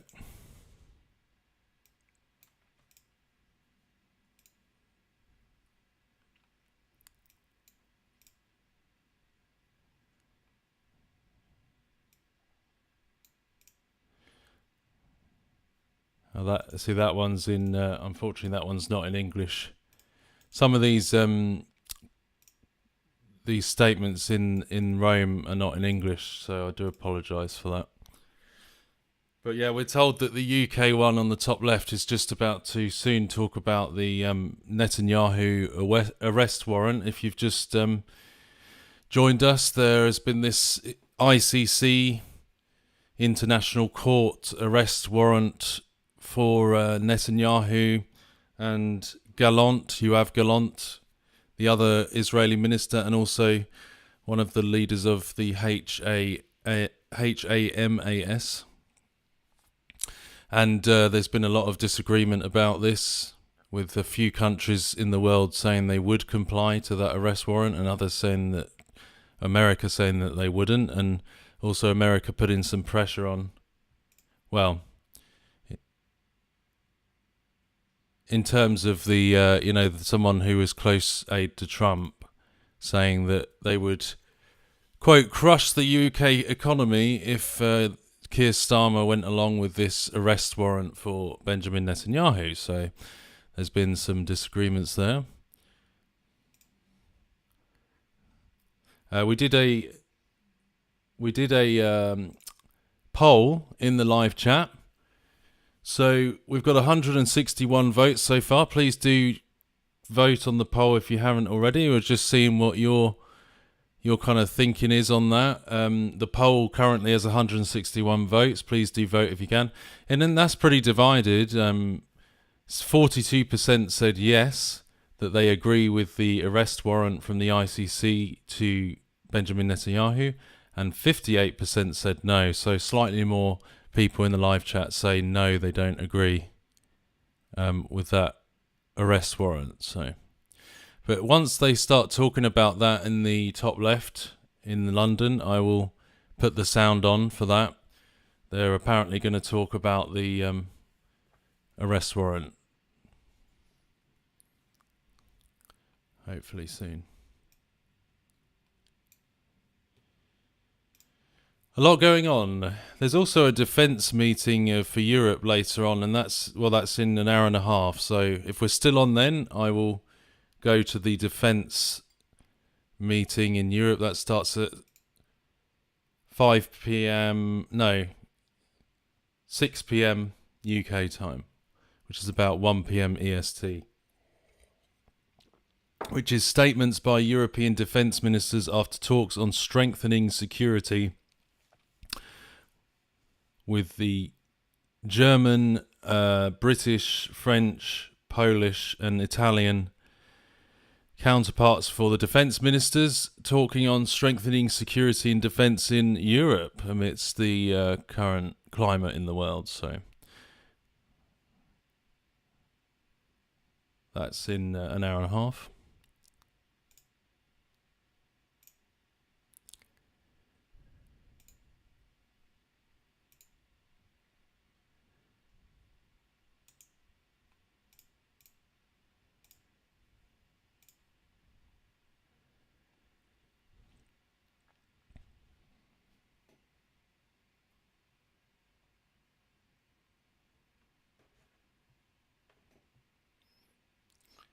So if you've just joined us, please do scan back to the beginning if you want an update on the main topic of this video, which we spent a good sort of 20-30 minutes at the beginning talking about the latest discussions in terms of the NATO meeting, which is happening today, where the Cyber Defence people are talking about the current concerns about cyber threats and various things which they say is relating to Russia. If you've just joined us also, please do like the video, it really helps us. Time in office. Perhaps it's because, as the National Crime Agency said, we need a deterrent. Yet she cancelled the Rwanda deterrent before it even started. And now we hear Ursula von der Leyen, the European Commission President, asking European member states to look at offshore processing. Isn't that the reason why it's gone up? And isn't that the reason why the immigration minister sat over there is admitted last week she is opening up new hotels instead of closing them down? Mr. Speaker, seriously, what a lot of chaos. Highest level on record was the last 6 months of the last Conservative government. Why? They're just talking about immigration in London at the moment. We're waiting for them to make comments on the Netanyahu arrest warrant, which is coming up very shortly. Was the immigration minister. He increased the number of asylum hotels 500% and increased the number of people in asylum hotels by over 900%. So seriously, he should not try and give lectures to anybody else at all. Well, I'm going to do a little lecture. If you really want this attack on each other, can you do it before we get to topicals? They're meant to be short and sweet because other members won't get in. And Lee Smidsley. Thank you, Mr. Speaker. Specialist domestic abuse services like the First Step in Knowsley are facing an increase in demand, but are having to turn people away due to a lack of funding. Can the Minister tell me what more they can do to support services like this? I thank the honourable lady, and to say that I have visited First Steps and to say that it is run by brilliant Merseyside women. Well, that's the thing, yeah, someone's saying about a warning, yeah. I mean, obviously those things are not necessarily, of course, going to happen, but they're just warning about the concerns that these things that they're having to engage with. And, you know, and this talk about hybrid warfare has been quite a big topic over the last few days in terms of, you know, the types of warfare that kind of fall below the line and not direct, seen as direct, but in the grey area where things are targeted like infrastructure and cyber attacks and various other things. So that's what's kind of being talked about. Are most likely to misidentify black people and women, doing nothing to stop crime and further eroding trust in our police. Will the Minister introduce clear regulation and oversight of live facial recognition like the EU passed last April? Well, this is another area where this new incoming Labour government is having to look at powers or things that were brought in by the previous government. Now, live facial recognition can have very positive effects, but we do need to look at whether we need a framework around it. That's why I'll be hosting a series of roundtables before Christmas to discuss with stakeholders the way forward on this technology. Thank you, Mr. Speaker. The National Audit Office recently raised serious concerns about the previous government's decision to buy poor quality, expensive and contaminated asylum accommodation at North Eye. What steps is the department taking to ensure that asylum accommodation is fit for purpose and value for money? And thank you, Mr. Speaker. My honourable friend is absolutely right to raise this issue. What was found by the National Audit Office in their report was not just an appalling process of decision-making by members of the previous government, but a grotesque waste of £15 million of taxpayers' money, just like the waste of £60 million at RAF Scampton. In contrast, the new government is determined to cut asylum accommodation costs by stepping up decision-making, reducing the backlog and increasing returns. So backbenchers who don't get in. Thank you, Mr. Speaker. Transnational repression by Iran, China, unfriendly nations continues writ large on diaspora populations in this country. So what is the government's strategy on transnational repression, and will she reintroduce the last government's Defending Democracy Task Force to monitor incidents? It's a good point. The Democracy Task Force is working very closely to look at the threats that the Honourable Gentleman has raised, and we'll have more to say about it shortly. Thank you, Mr. Speaker. I'm sure the Home Secretary would agree with me that good government is transparent government. I've been told by her department in response to a written question that the number of crimes committed by illegal migrants is not available through published statistics. I'm sure that the Home Office does hold the data, so would the Minister today commit to publishing that information in full? Yeah. Mr. Speaker, there's a huge statistical drop of immigration-related national statistics coming at the end of this week. Jake Richards. Speaker, 2 brave women from Maltby came to my most recent surgery. Each told me about horrific physical and emotional abuse they had suffered at the hands of their ex-partners. In their case, non-molestation orders had been, they told me, ignored by the police, and this, from my professional experience prior to coming to the bar, is far from uncommon. What steps will the government take to ensure any relevant court orders are given due force? The honourable member makes a very important point, and there is a serious problem about injunctions, non-molestation orders and protection orders not being treated properly. That is why we're introducing Raneem's law, including stronger protection orders and specialists in 999 control rooms. Chancellor's allocation of dispersal accommodation for asylum seekers is for over 120 beds, but the number found to date is around 1/10 of this due to the high demand and cost of private rented accommodation in the district. What extra support can the Minister offer to councils facing the increasing cost of housing asylum seekers? Mr. Speaker, we are trying to cooperate much more with local authorities so that we can deal with the issues here, but in the end, the way to deal with this is to get the backlogs down, get people out of high price accommodation so that we can integrate them if they're granted asylum. Mohammed. Thank you, Mr. Speaker. I have met with a number of British Palestinian families who are trying to reunite with their families in Gaza. Part of the entry clearance process requires biometrics to be undertaken. There is no visa centre in Gaza and they are unable to leave due to the closure of the Rafah crossing. Will the Home Secretary or the Minister please indicate whether they are willing to waiver temporary biometrics so that people can undertake the entry clearance process? I thank my honourable friend for her question. The death and destruction in Gaza is intolerable, and indeed Palestinians who wish to join family members in the UK must do so via the range of existing routes that are available. If she has a specific... They might talk about it, they're talking about Gaza now, so hopefully very soon. Thank you very much, Mr. Speaker. Can the Minister tell this House what steps she is taking to tackle crime in rural areas, please? As I said earlier in one of my answers, I've met with the Agricultural Equipment Association to discuss the implementation of the secondary legislation that's required around theft of agricultural equipment.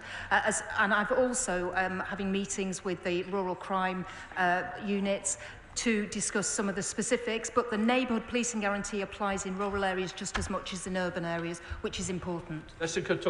Thank you, Mr. Speaker. My constituent Tracy has set up the organisation Changes Are Made in memory of her grandson, Cameron Hamilton, who was fatally stabbed in Bournemouth Town Centre last year. Tracy believes deeply in the power of education and positive activities to tackle knife crime and is campaigning for a youth hub in our constituency.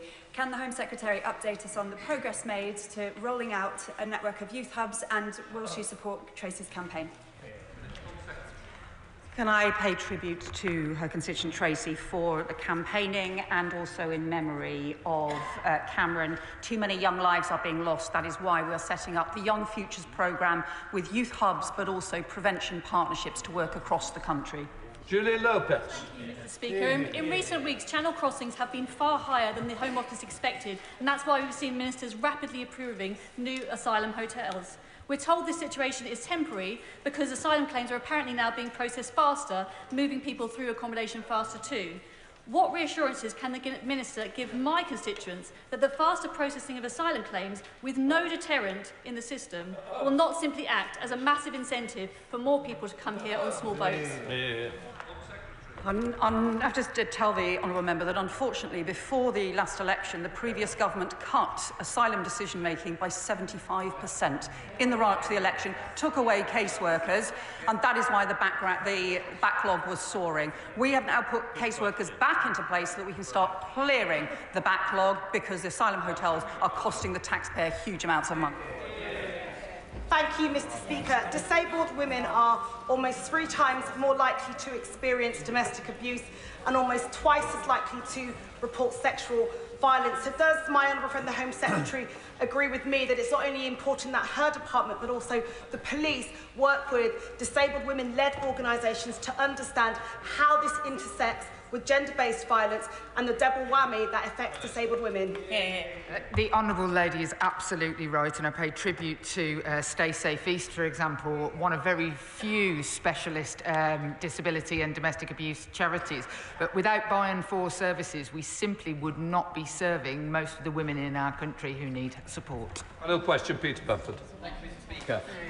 A report today shows that 60,000 hours are taken up each year investigating non-crime hate incidents. Does the Minister agree with me that confidence in the police could be restored if they prioritise their time and resources to investigating actual crime than hurt feelings? This government has made very clear what our priorities are around safer streets and where the focus should be for policing around halving knife crime, halving violence against women and girls over the next decade. The Home Secretary has also been very clear that a common sense approach must be taken with non-hate crime incidents, and we will work with the Inspectorate and the College of Policing on this matter. Right, that completes questions.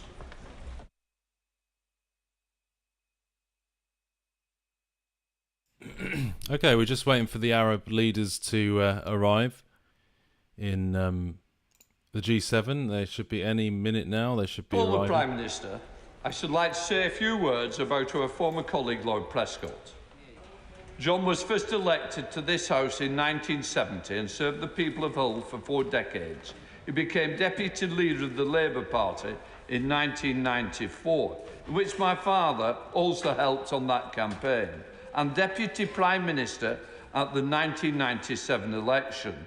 The arrest warrant, yeah, is to do with what they say is crimes against humanity. That's what the arrest warrant is supposedly for.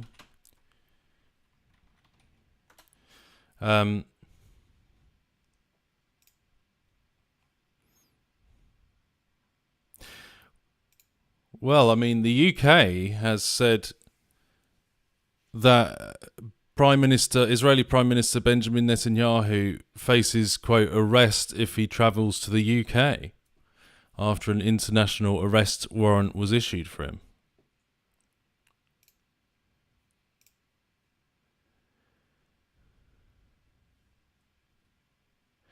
The court's member countries, the ICC, including the UK, have signed a treaty that obliges them to act on arrest warrants.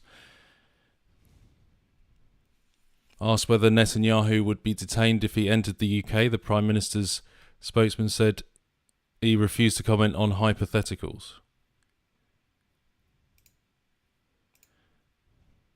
However, he added the government would fulfil its obligations under the Act and indeed its legal obligations.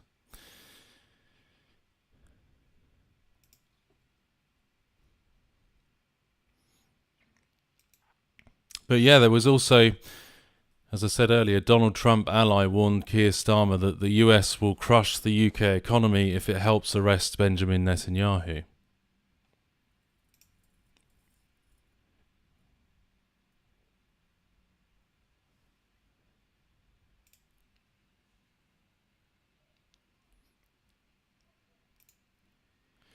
UK would follow, this Jerusalem Post, the UK would follow due process if Netanyahu were to visit, says Foreign Minister.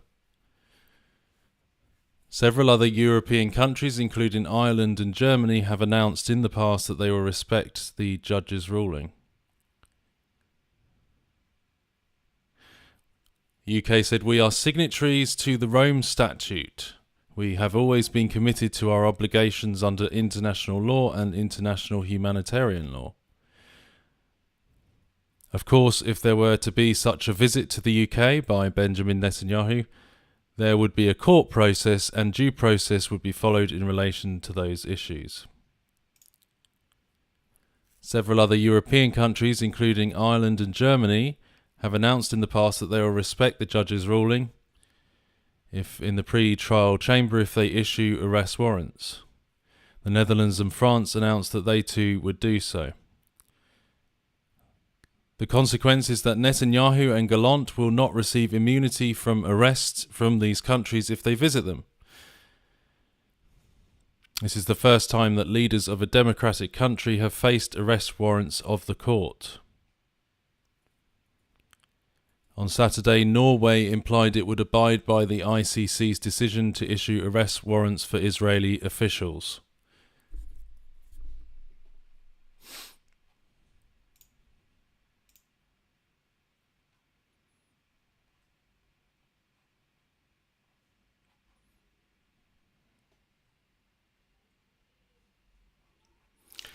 So yeah, the warrant was for, quote, crimes against humanity.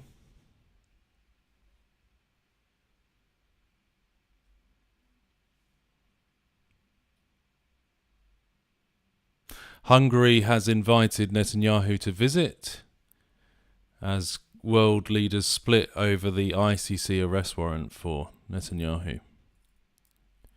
Yeah.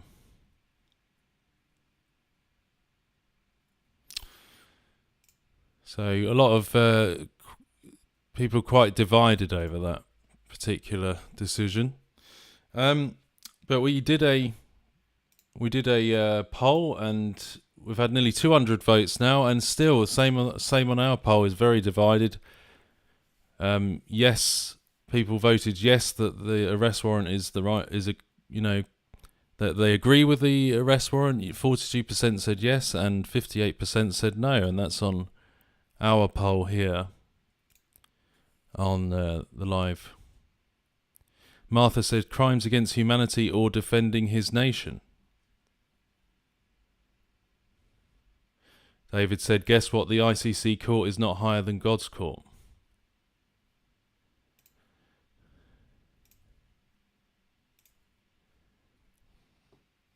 So we're just waiting for the Arab leaders to arrive on the main screen. You see the big blue screen, that's the feed at the G7 where the Arab leaders are about to arrive, and also we have the UK, just waiting for the UK to make some comments on Benjamin Netanyahu. We've got Keir Starmer talking here.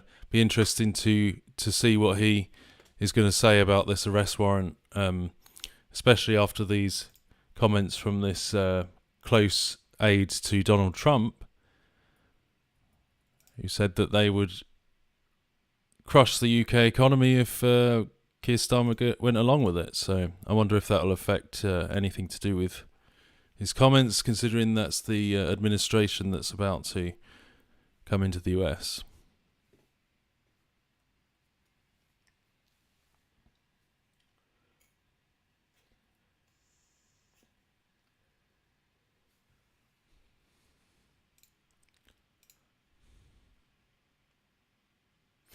Thank you all for joining us today, though. It's good to have you with us.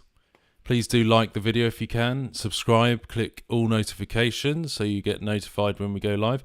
There's a lot of things that going on in the world, of course, as I'm sure you're aware. So we may go live randomly, depending if something unfolds that we are able to cover. So do look out for our live streams.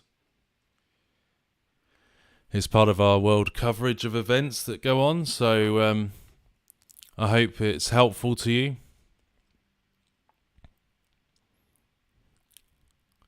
We're independent here. We're not mainstream or controlled by anything like that, other than obviously YouTube's terms.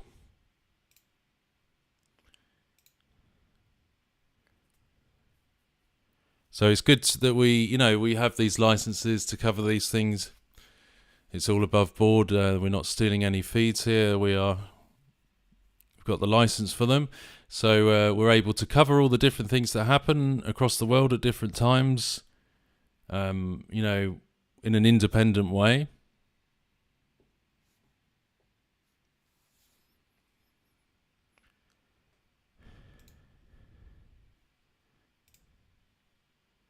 Well, I think the Arab leaders seem to be late. That was supposed to start 10 minutes ago. The welcoming and family photo of the G7 ministers with the Arab countries. Italian foreign minister welcomes head of G7 delegations and Arab countries. Leaders pose for family photo before the session. Today, the discussion in the G7 is more to do with the Middle East conflict, and I'm sure the Netanyahu thing as well. Yeah, they did add that, yeah. And also, Gaza and Lebanon and all of those things. And then tomorrow is Russia and Ukraine. So quite early on tomorrow. Quite early on. So they reckon it's going to start about 8:30 in the morning tomorrow. So if anyone's around, 8:30 a.m. I think is that UK time? No, that's the Rome time. So tomorrow it starts at 7:45 or 7:30 a.m. UK time. So that's very early, isn't it? That's when they're going to be starting to talk about Ukraine and Russia. So we'll try and cover it tomorrow. What time would that be? That would be 2:30 a.m. EST. So quite early on for the people in the US tomorrow. So I don't know if any of you folks will be around. Hello, Telder Boy. Good to see you. Thank you for modding with us, David and Mud. I really appreciate it. I think I saw Nikki H modding earlier. Thank you. Really appreciate your help. And there's a Chinese company, Huawei. I don't know actually how you pronounce that. Launches a smartphone tomorrow. Interesting. We get all these different feeds, So, yeah, tomorrow they're talking about Russia. So we'll try and cover the Russia things tomorrow, especially with all the things that are being discussed and this NATO meeting that was on today, which is why this live coverage has got the title and image it does. That's based on this this Cyber Security Defence conference that has been going on today, discussing the cyber threats in relation to Russia.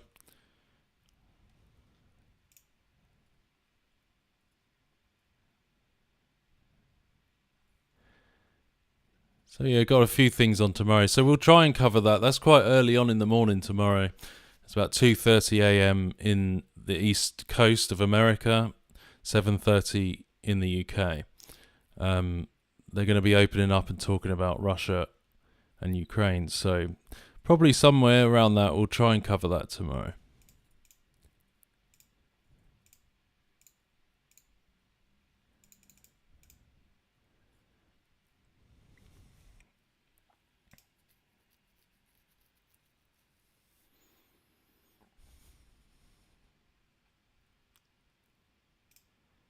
We've not had the Arab arrivals just yet. We're just waiting for the Arab arrivals. I'll put this...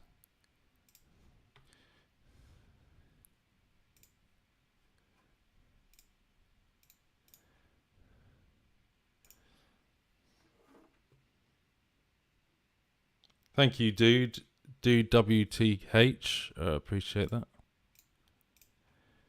So these are the, just as a small detour, we're at the White House here where a pair of turkeys are arriving for Thanksgiving. When is Thanksgiving? Is Thanksgiving this weekend in America?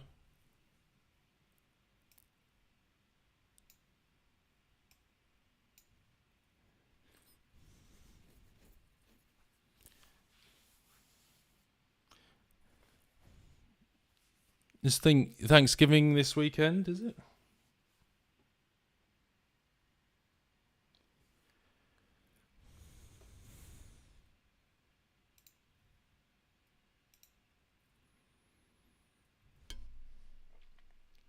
Thursday. Okay, so it's in 3 or 4 days.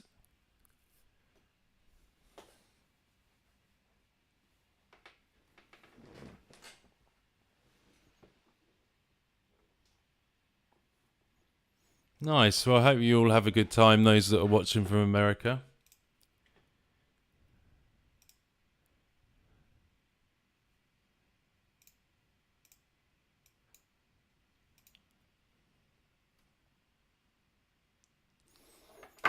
Is it pagan, Thanksgiving? I thought that was one of the festivals that a lot of people still liked on here. Is it to do with being thankful for what you have? Is that what Thanksgiving is about? Because we don't have that here.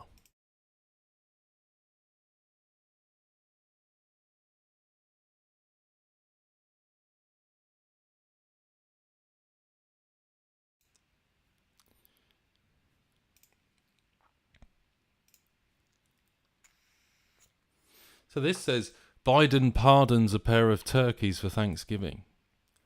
US President Joe Biden pardons a pair of turkeys, Peach and Blossom, ahead of Thanksgiving. What does pardons mean? Why do they pardon them? Is that something they do every time?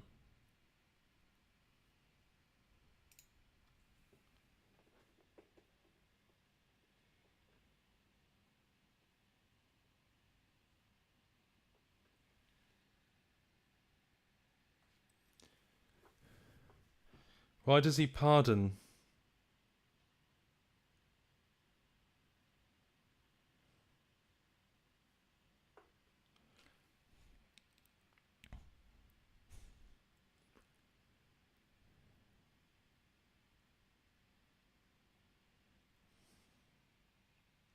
So it's a tradition to pardon them.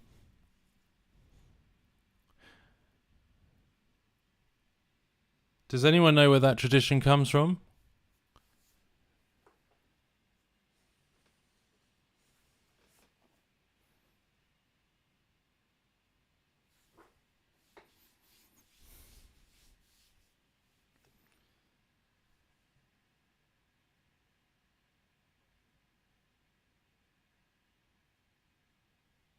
Okay. 1609. Well. Prepper Jones Hugo Christian says, Happy Thanksgiving to you as well. Yes, being thankful for God's blessings. Instead of receiving gifts of turkeys, they pardon turkeys. The White House receives a lot of gifts.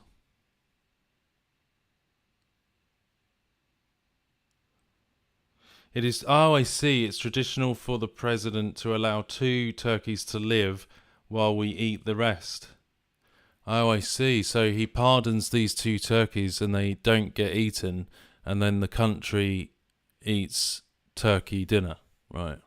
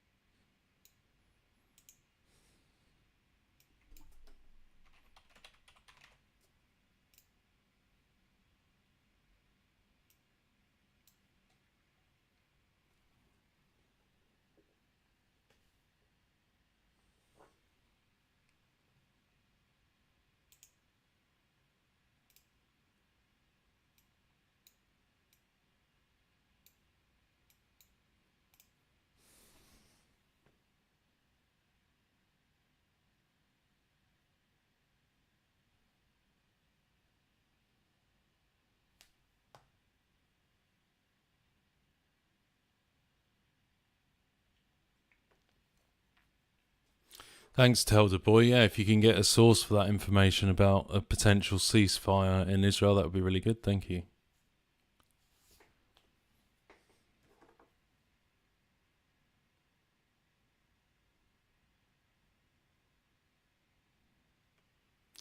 Well, happy Thanksgiving to anyone who does celebrate it.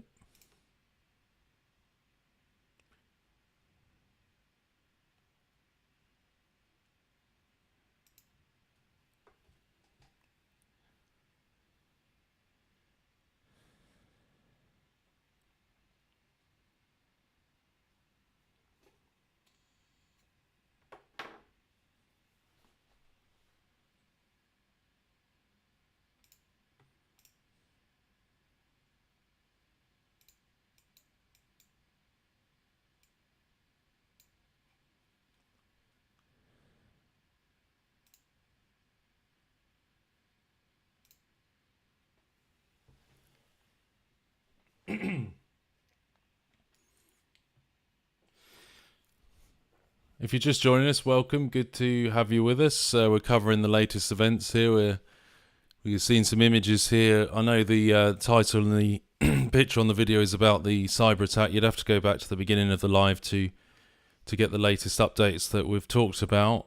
But currently we're just waiting to hear the UK talk mention about the Benjamin Netanyahu arrest warrant, which they should hopefully be mentioning soon, which is another story that's going on at the moment. But also you're seeing some images live at the White House with the Thanksgiving turkeys, the pardon of the turkeys for Thanksgiving. In about an hour there is a defence conference in Europe, or statements by the European defence ministers, including France, Poland, Britain and Italy, after talks on strengthening security and defence in Europe. So if we're still on them, we'll go to there as well. In terms of the topics that we're covering.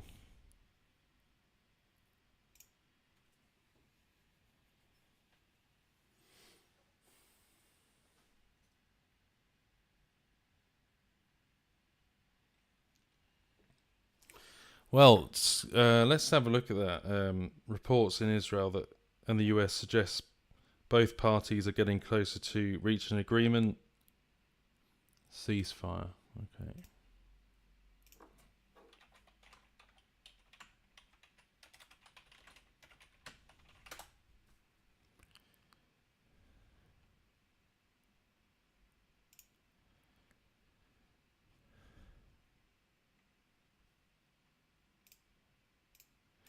Yeah, it says here in Sky News that Israel is edging closer to ceasefire deal with them in Lebanon.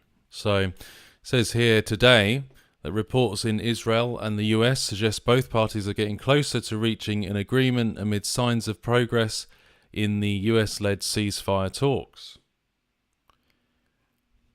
Israel is said to be edging closer to a ceasefire agreement with them in Lebanon. Reported both parties are getting closer to reaching a deal amid signs of progress in the US-led ceasefire talks. It is suggested that Israel has agreed to large parts of a ceasefire deal, but not all of it yet. An agreement could see an end to fighting that has been seen more than 3,500 Lebanese killed and more than 15,000 injured in over a year. Any potential agreement would reportedly allow hundreds of thousands of people on both sides of the border to gradually return home. It follows more airstrikes over the weekend, which saw them fire heavy rocket barrages at Israel on Sunday.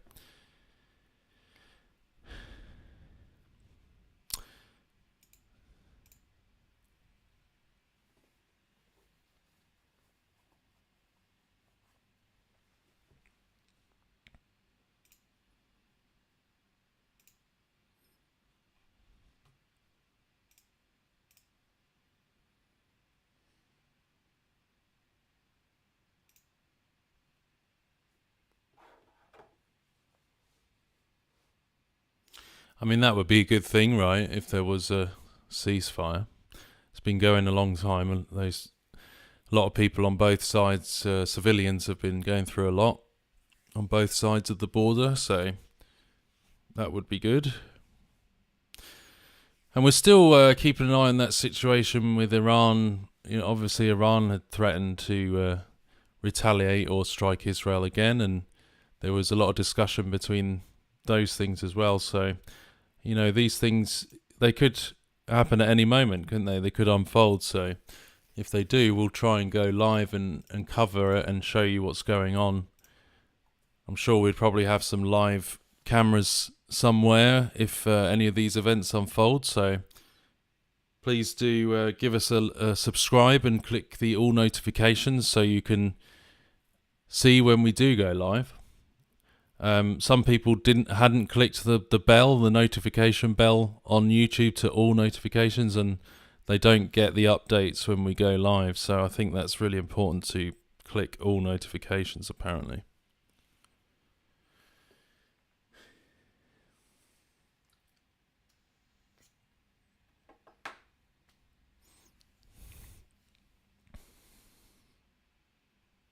Yeah, Mud. There was a comment from someone in Iran, wasn't there, yesterday, where they reiterated their threats towards Israel.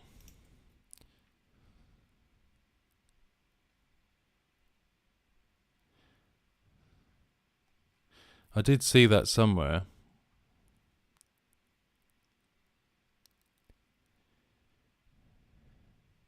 Oh, blimey.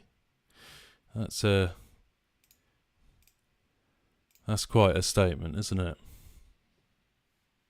I won't say that on air, but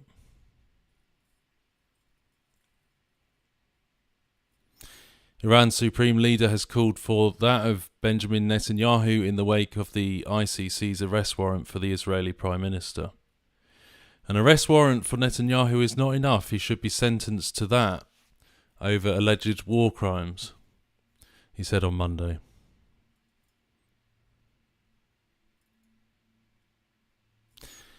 Bombing civilians' home in Gaza and Lebanon is not a victory. It came as members of the meeting chanted, "That to America, that to Israel, and that to England." He said the fools should not think that just because they do that to people's homes, hospitals and communities, they have won. No, nobody considers this a victory.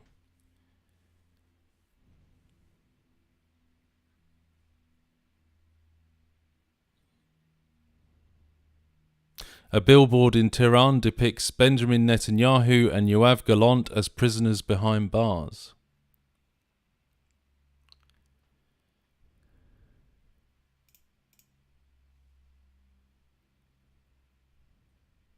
Germany signalled it would not detain the Israeli leader because of its Nazi past and special relationship with the Jewish state. Britain said it respects the court, and ministers have refused to say if Mr. Netanyahu would be arrested if he came to the UK.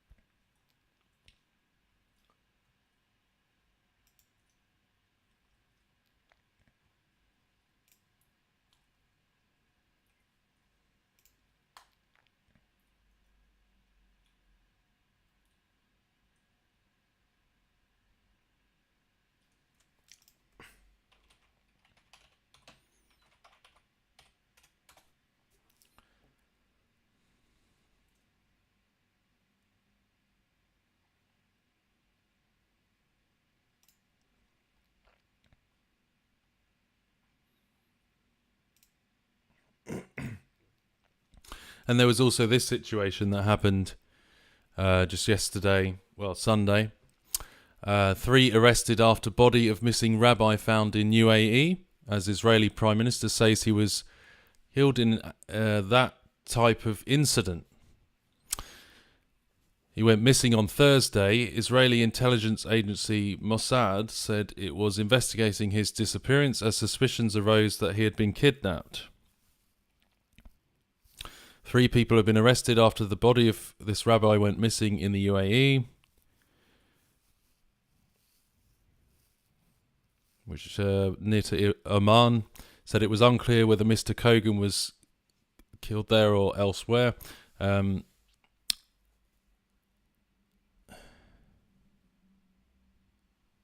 State of Israel will act with all means to seek justice with the criminals responsible for his death.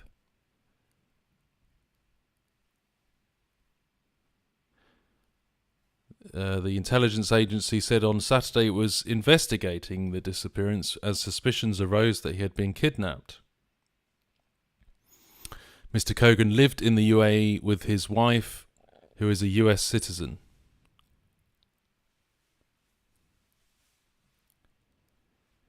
The Emirati Interior Minister said he had entered the UAE using his Moldovan passport and was a resident there. He ran a kosher grocery store in Dubai, which has been the target of online protests by pro-Palestine supporters, according to the AP news agency.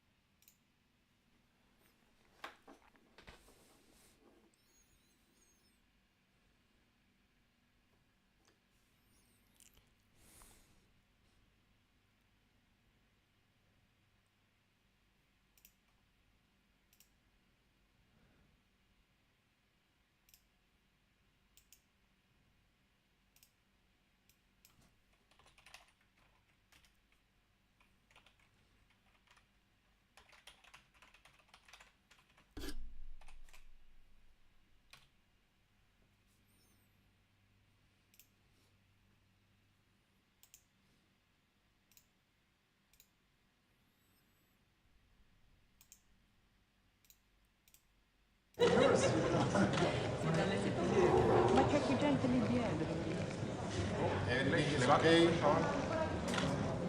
Are you happy? This way, please.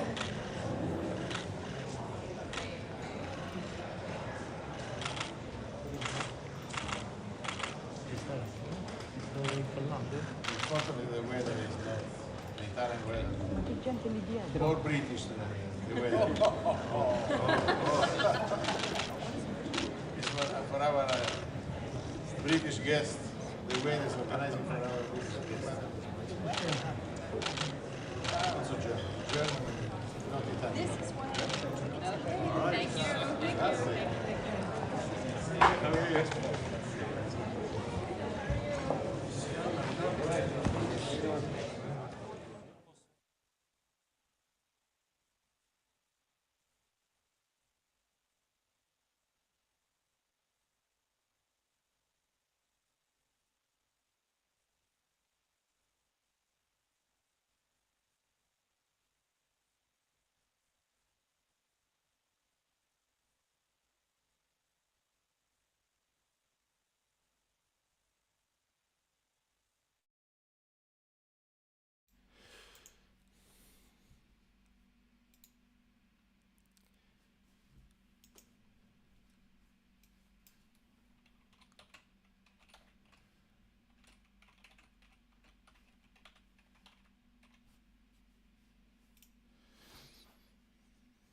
Pardon.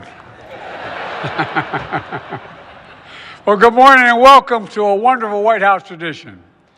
We have a lot of folks joining us today, members of my cabinet, members of the White House staff and their families. We got students from 4-H programs and Future Farmers America. Where are you?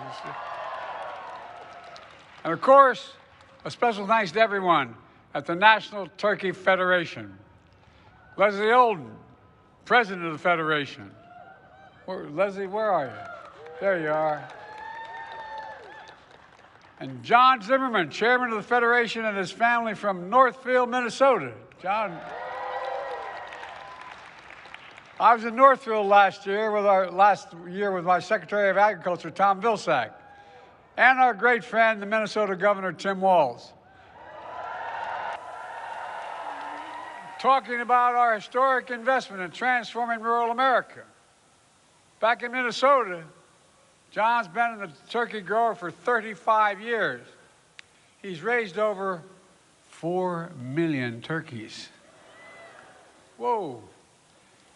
And with the help of his 9-year-old son, Grant, they've raised 2 special guests we're honoring today, Peach and Blossom.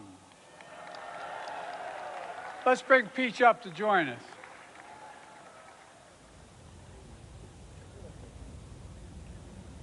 They tell me Peach weighs about 42 pounds.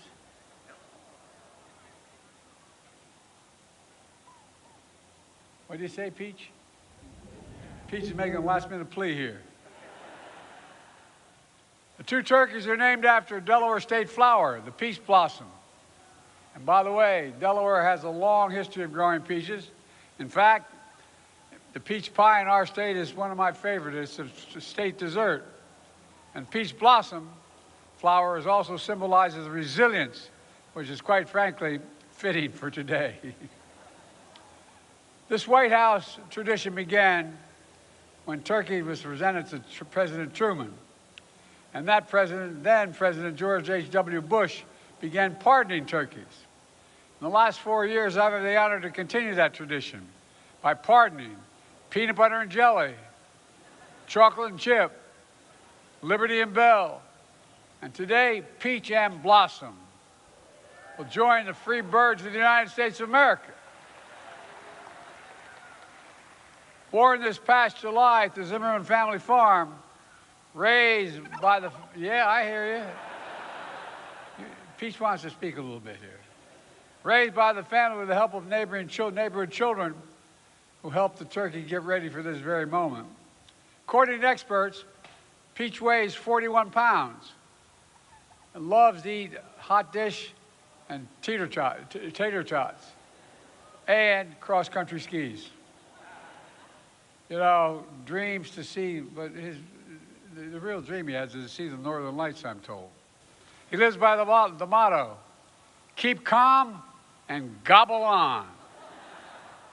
Meanwhile, Blossom weighs 40 pounds, loves to eat cheese curds and watch boxing, dreams of to visit each one of Minnesota's 10,000 lakes. Lives by the motto, no foul play, just Minnesota nice. They just finished a 2-day road trip from Minnesota to Washington. By the way, you have chairs? Sit down. I forgot you had chairs. I'm sorry. Started thinking about the arduous trip they made. You guys are still standing. That trip's 1,100 miles. It takes 16.5 hours.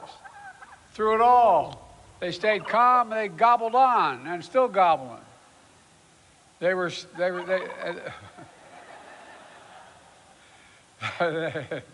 stayed nice listening to their favorite music, which apparently includes the song, Living on a Prayer. Well, fellas, your prayer's going to be answered today.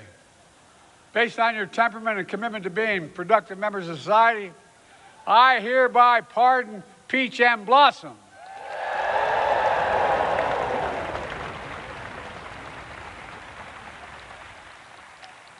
They'll now head back to Farm America, Minnesota Center for Agriculture and Interpretation to serve as educational ambassadors of America's top turkey-growing state and inspire the next generation of agricultural students. Congratulations. Let me close on a more serious note.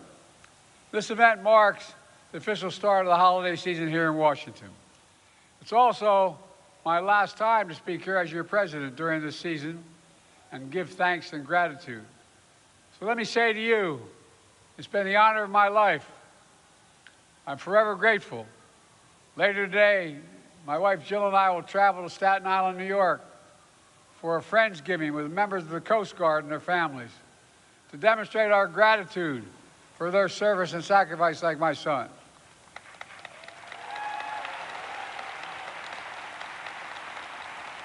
We also keep in our hearts those who have lost so much, who will have an empty seat at the Thanksgiving dinner table tonight, or excuse me, Thursday night.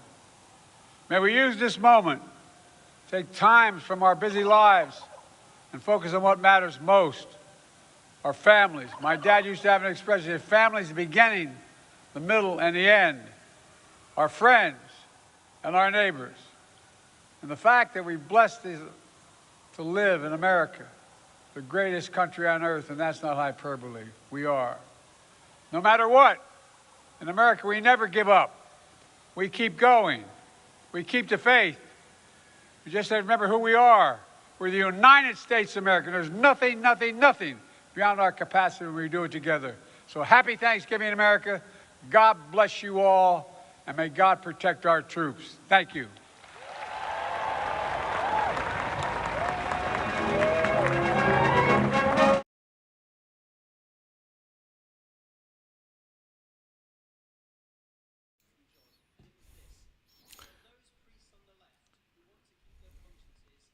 Well, we're still waiting for the statement or the discussion in the UK. I've been keeping an eye on it in the background.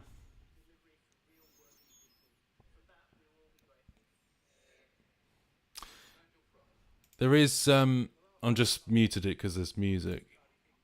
I think it's a live band, so it should be alright, but just in case. Who knows these days on YouTube?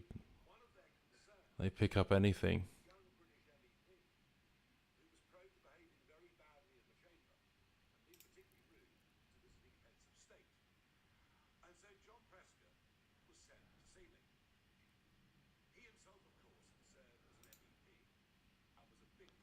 Yeah, so as I said, happy Thanksgiving to anyone in the US who does celebrate that for Thursday.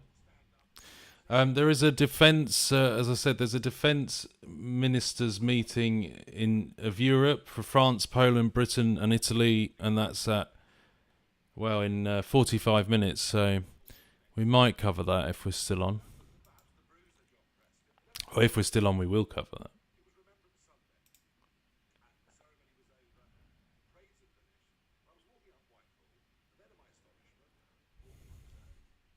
Nigel Farage in the top left.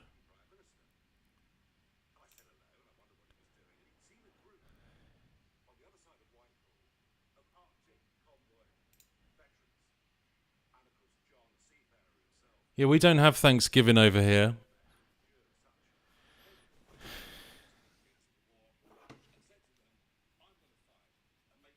I understand it's a pretty big celebration in America, right?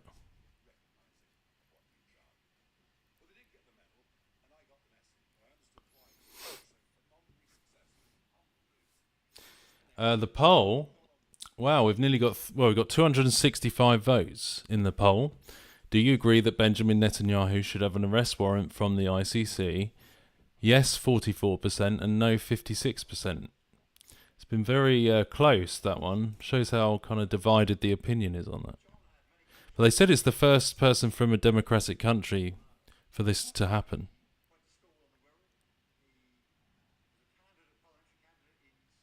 If you just joined us, please do. Mute says, Thanksgiving is the only holiday I really like. It's not mired in pagan duality. I know other people that have said similar things to that. That they really, they do like Thanksgiving. I suppose it's the intention, you know, as well. Nothing wrong with being thankful. But as I said, there's there's a lot of things going on, isn't there? Over the next few months, we should have quite a bit of stuff to different things to cover because, well, the inauguration in January, that'll be a big event, won't it? To show live.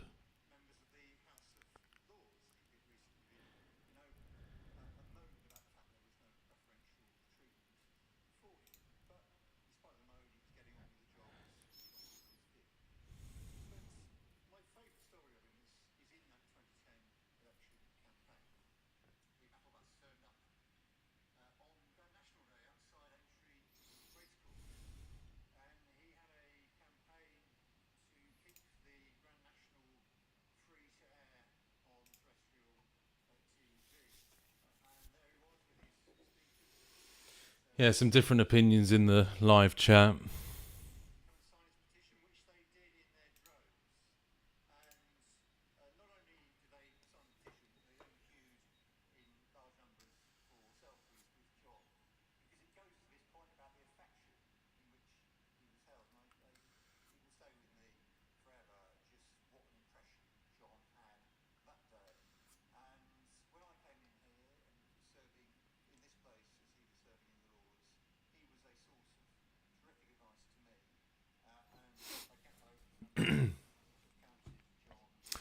So as I said, tomorrow is the in the G7, which we've been covering.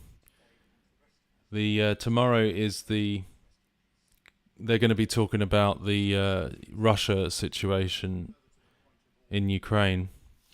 But they've also, as I said, there's been the NATO Cyber Defence meeting today, and that's where they've been discussing the cyber security threats. Unfortunately we didn't have a live to that one. I did ask if we could have one, but we didn't get one. But we did cover it at the beginning of this live broadcast, the latest discussion points that were being made there.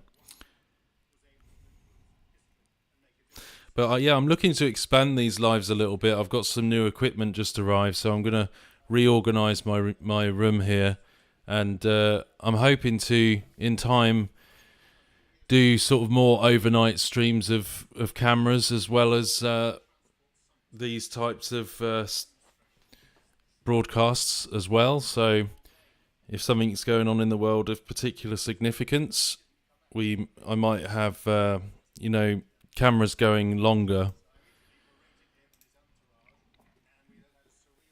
as well as doing these on top of that. But we'll see how it works out, because some people like to sit there at night and chat to other people and sort of see in real time the different things that are going on of significance. So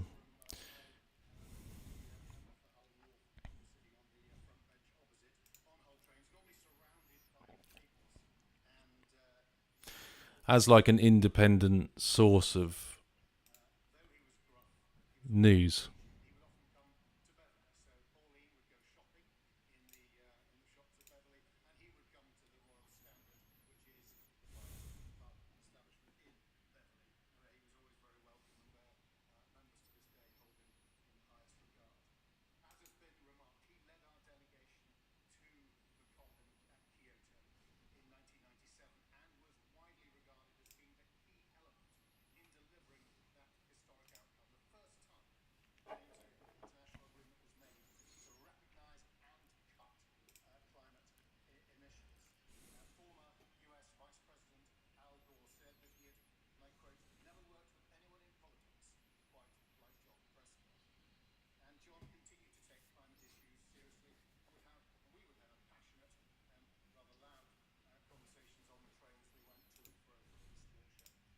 Right, so yeah, we're just waiting for this. There's a defence meeting in Europe which is coming very soon. It's coming in the next 40 minutes, so I'm going to try and stay on just to cover that, because that could be of interest about what they're going to talk about in light of the Russia situation and the recent developments. I assume they're probably going to be talking about some of that. I hope it's all in English. That will be in 40 minutes, so let's stay on for that.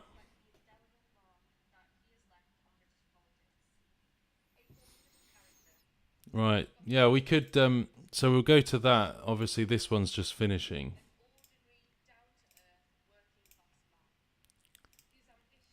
So we're going to have to switch to a different feed.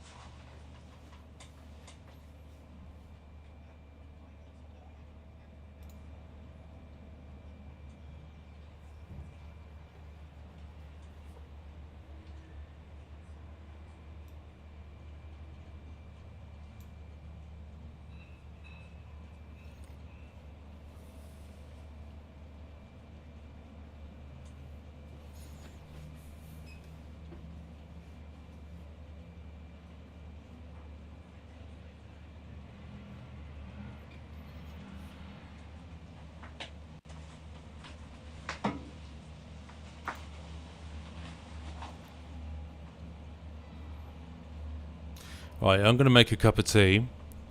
We've been on here for 2.5 hours, so I'm going to make a cup of tea, and I'm just going to be there for a few minutes, and going to see what the UK says about the arrest warrant, which it says that they will be speaking about at some point during this session. So that will be quite a big one to hear. And then, as I say, in just over 30 minutes, there is a Europe security defence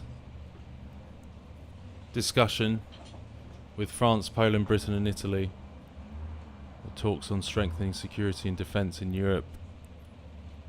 That's from Germany. So I hope most of that some of that should be in English. So we'll see what that's like and cover that in 30 minutes or so, to hear what they're talking about in terms of the recent developments with Russia and the world situation.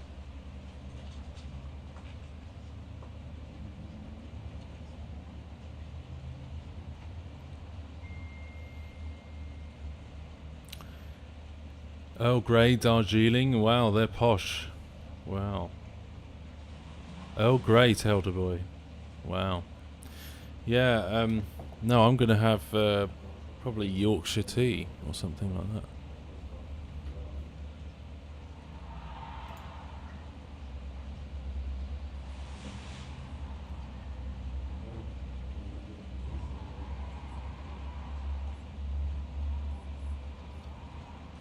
Okay, they're starting in the UK. Development Affairs, if we make a statement on the government's response to the decision taken by the ICC to issue arrest warrants in respect of the Israel-Gaza conflict.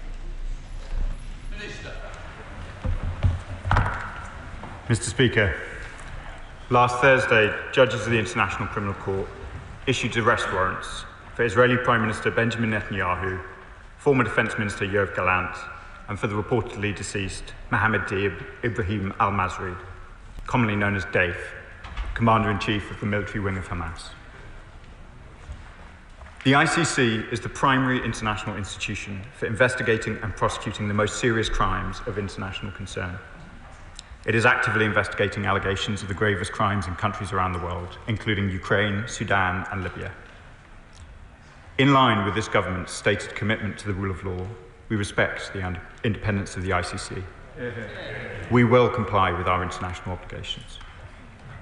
There is a domestic legal process through our independent courts that determines whether or not to endorse an arrest warrant by the ICC in accordance with the ICC Act of 2001. This process has never been tested because the UK has never been visited by an ICC indictee. If there were to be such a visit to the UK, there would be a court process and due process would be followed in relation to those issues. There is no moral equivalence between Israel, a democracy, and Hamas and Lebanese Hezbollah, two terrorist organisations. This government has been clear. Israel has a right to defend itself in accordance with international law. That right is not under question, Mr. Speaker, and the court's approval of the warrants last week do not change that. Israel is, of course, a partner across UK priorities, including trade, investment, security, and science and technology. We do cooperate across a wide range of issues for our mutual benefit. This government remains focused, Mr. Speaker, on pushing for an immediate ceasefire to bring an end to the devastating violence in Gaza. This is essential to protect civilians, ensure the release of hostages, and to increase humanitarian aid into Gaza. We have always said, diplomacy is what will see an end to this conflict, and that can only be achieved through dialogue. It is in the long-term interest of the Israelis, Palestinians, and the wider region to agree to a ceasefire deal urgently and bring this devastating conflict to an end. Senate Foreign Secretary. Mr. Speaker, the International Criminal Court's decision to issue arrest warrants for the State of Israel Prime Minister Benjamin Netanyahu and its former Defence Minister Yoav Gallant will do nothing to help secure the release of those poor hostages who've been held captive by Hamas for over a year. Nor will it help to get more aid into Gaza, and it will not deliver a sustainable end to this awful conflict. And in charging Israeli leaders alongside Hamas, the ICC appears to be drawing a moral equivalence between Israel's war of self-defense and Hamas terrorism. We utterly reject any moral equivalence. The only beneficiaries of this decision are Hamas and their terrorist sponsors, Iran, who are now celebrating this propaganda coup as a great victory for Hamas and Hezbollah. Since the ICC's decision, we have had dither from ministers and confused messaging and no clarity, so I'm grateful to the minister today for his remarks. So the government has indicated already that it will seek to enforce these warrants through our own courts, and there is a process around that. And as to the issue of warrants, we have raised serious concerns over process, jurisdiction, and the position on complementarity principle, and believe the warrants of Mr Netanyahu and Gallant have no basis in international law.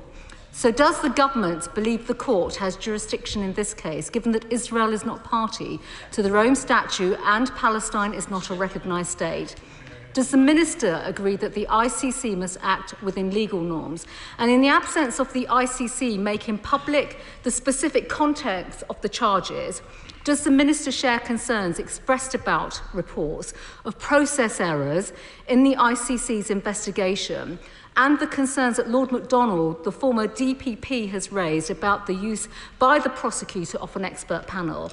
And finally, but crucially, what effect does the minister believe that Mr Netanyahu's immunity under international law as a serving Prime Minister of a country which is not a state party has on enforcing these warrants in the UK's own courts? Mr Speaker, these are important questions. I look forward to the Minister responding, but it is really important that at this time when there is such a conflict taking place, the Minister has already spoken about securing the release of hostages, more aid coming into Gaza, that we have clear clarity from this government. Thank you, Mr Speaker. Thank you, Mr Speaker. I welcome the questions from my right honourable friend across the benches. It is, of course, utmost in this government's mind the need to bring an immediate end to the conflict in Gaza, to secure the release of the hostages whose families I have met, and I know the right honourable friend knows that I'm familiar with these issues from my previous life. We also, of course, need to see more aid going into Gaza, and the questions at issue with the ICC are separate from that. Diplomacy will continue regardless of the process of the ICC, but I had understood it to be the common position of this House that the international rule of law is an important commitment. The International Criminal Court is an important, the primary body in enforcing these norms, and the issues on jurisdiction and complementarity were heard by the pre-trial chamber. Its 3 judges have issued their findings, and I think we should respect those. Chair of the Select Committee, Emily Thornberry. Thank you very much, Madam Deputy Speaker. The International Criminal Court was created when 120 countries put their names to the Rome Statute and signed up to the principle that certain basic standards of behaviour must be enforced internationally. And those laws would be applicable to everyone, no matter who they were. From the time when Winston Churchill led the party opposite, this country has been a proud supporter of international law, and it is wrong for us to try to undermine it. Does my honourable friend share my deep disappointment that the Conservatives have fallen as far as they have?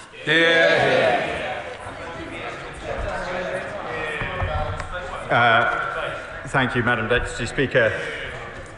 As I think has been clear from the actions of this government from July when we became the government, the international rule of law is incredibly important to this government, and all of our actions will be guided by it. Liberal Democrats spokesperson Callum Miller. Thank you, Madam Deputy Speaker. The conflict between Israel and Hamas has had a devastating impact on Palestinian and Israeli civilians, with women and children paying a particularly terrible price. Now that the International Criminal Court has issued arrest warrants for those it believes are culpable, the UK indeed has obligations under international law that we must uphold. The previous Conservative government chose to be selective with those obligations when it came to the ICC's jurisdiction in the occupied Palestinian territories. That was deeply regrettable and damaging for our country, and I greatly regret that the Conservative front bench are pursuing the same line today. It is right that the government has committed to uphold this ruling, and I welcome the Minister's statement that it will support the process to enforce these arrest warrants. But does the Minister share my concern about the words of Republican Senator Lindsey Graham, who has proposed sanctioning nations, including the UK, who uphold this ruling? And can the Minister outline the specific new steps the government is taking to secure an immediate bilateral ceasefire with all parties so we can put a stop to the humanitarian disaster in Gaza, get the hostages home, and open the door to a two-state solution? Thank you, Madam Deputy Speaker. Every member of this government, most particularly the Foreign Secretary and the rest of the Foreign Office ministerial team, are engaged every day, including this morning, in pressing all parties for an immediate ceasefire in Gaza, for an immediate ceasefire in Lebanon, and for a de-escalation of violence, of course, in Gaza and the occupied Palestinian territories, but also more broadly in the Middle East, where violence remains far too high. Andy Slaughter. Madam Deputy Speaker, the ICC has issued an arrest warrant for the Prime Minister of a democratic state, which is the UK ally, finding there are reasonable grounds that he is responsible for war crimes and crimes against humanity. Doesn't that call for action as well as words from the UK government, which might include ending trade with illegal settlements, the sanctioning of members of the government and settlers, and indeed the recognition of the state of Palestine, if we are to show not only our disapproval, but how we want to move forward? Thank you, Madam Deputy Speaker. I recognise the long commitment to these issues from my honourable friends. I will not comment further, as you'd expect, Madam Deputy Speaker, on the ICC process, which needs to now carry through in accordance with due process and in the way that you would expect. And on the issues of sanctions, which have been discussed in this chamber before, I'm not at liberty to provide any further commentary on who we might consider for sanctions in the usual way. Oliver Dowden. Whatever reservations one may have about the conduct of the conflict in Gaza, there are two fundamental principles. One, Netanyahu is a democratically elected leader of a sovereign state, and two, that state is conducting a legitimate war of self-defence. Now, the Minister acknowledges those facts, but does he not appreciate how this ruling is seen as an affront to those principles by many of my constituents? Madam Deputy Speaker, I'm slightly stumped by the questions opposite. We're signatories to the ICC Act. I think the whole House agrees with the importance of the rule of law. Representations have been made to the ICC in the pre-trial chamber, and they have found they have come to their decisions. I think we should respect their independence. Tan Singh Desi. Thank you very much, Madam Deputy Speaker. I find it shocking, but not surprising, that the Conservative Party has chosen to downgrade and disparage the highly respected International Criminal Court. We're a nation that upholds the rule of law, so I am very proud that the new Labour government has chosen to respect the independence of the ICC. With ICC arrest warrants against Benjamin Netanyahu, Yoav Gallant and Mohammed Deif, who, on the basis that there are reasonable grounds that they bear criminal responsibility for potential war crimes, does the Minister agree that it is important that we respect the independence of that ICC judgment, and that, if required, we implement the said finding? Madam Deputy Speaker, I'm not really able to go much further than to say that there is a domestic legal process through our independent courts that would determine whether or not to endorse an arrest warrant. We would follow the due process in the way that you would expect, and this is a decision not for government ministers, but for an independent court. David Davies. Thank you, Madam Deputy Speaker. The Minister may be aware I've fought the corner for international courts time and time again in this House, and I view upholding the authority of those courts and the reputation of those courts as very important. The difficulty here is not just that Israel is a democracy, but it has an internal independent judiciary, which puts a limit on what any government can do in Israel, which is why equating or appearing to equate Netanyahu with all the other monsters that the International Criminal Court has quite properly prosecuted risks bringing the court into disrepute. Where's the limit? Thank you, Madam Deputy Speaker. I know that the Right Honourable Member has looked at these issues over a long period of time. questions of complementarity are, of course, important, and I understand they were considered by the pre-trial chamber. Florence Eshamole. Thank you, Madam Deputy Speaker. Several of our allies and international partners have outlined their commitment fully supporting the ICC, including Canada, the Netherlands, Sweden, Belgium and Ireland. So I welcome the government's commitment in respecting the independence of the ICC. Does the Minister agree that the ICC has a very high evidential threshold when it comes to the issuing of arrest warrants for alleged perpetrators? And has this now not been demonstrated with this case? Thank you, Madam Deputy Speaker. The deliberations of the ICC on this matter have gone on for some time, and I think it's been clear for all to see the way in which they proceeded, and I welcome them. Leila Moran. Last week I attended a memorial service for the people of Gaza with families of Palestinian origin here in the UK. I believe the ministers met with some of those representatives already. And we heard from a woman called Kitam, who described how overnight she lost 48 members of her family. And she, as she walked back, sat behind me and broke down in sobs as she remembered so painfully that day. She deserves justice. This issuing of a warrant is not justice. There is still a process to go through, there is still a trial to be had. But is it not right that whatever the court, those outcomes are adhered to? So might I press him on the ruling of the ICJ advisory opinion on the occupation? Because at the core of this is that ruling. And that should mean that we are doing much more than just meeting with those families and sharing in their pain. Yeah. Thank you, Madam Deputy Speaker. As the honourable member alludes, I've met with these families as well, and many other families who have been so wounded by the conduct of this conflict over the course of the last year on both sides, both the hostage families and the many Palestinians and Lebanese who've seen their lives so cruelly turned upside down. As I said earlier, in the end, it is only diplomacy that will bring an end to this conflict. We will continue to have contact with all sides, including those indicted.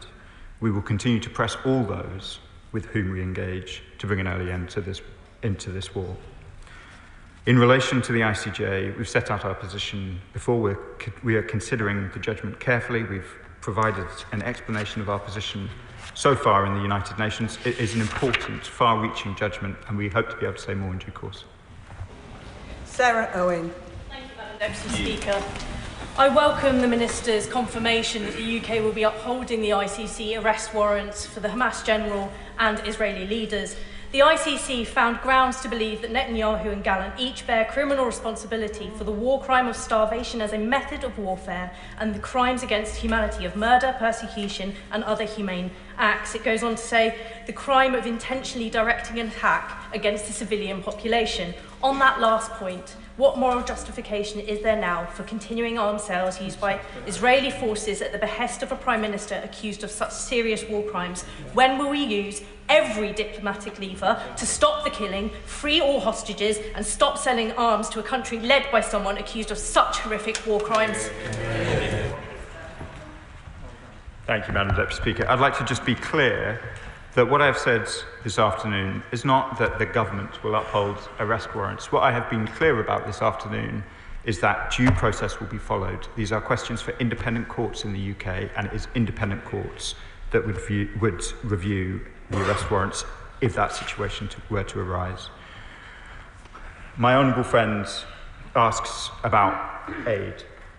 I want to be absolutely clear, insufficient aid is getting into Gaza. Why is that? I travelled myself to the Gaza border and saw the restrictions Israel is putting on aid reaching Gaza.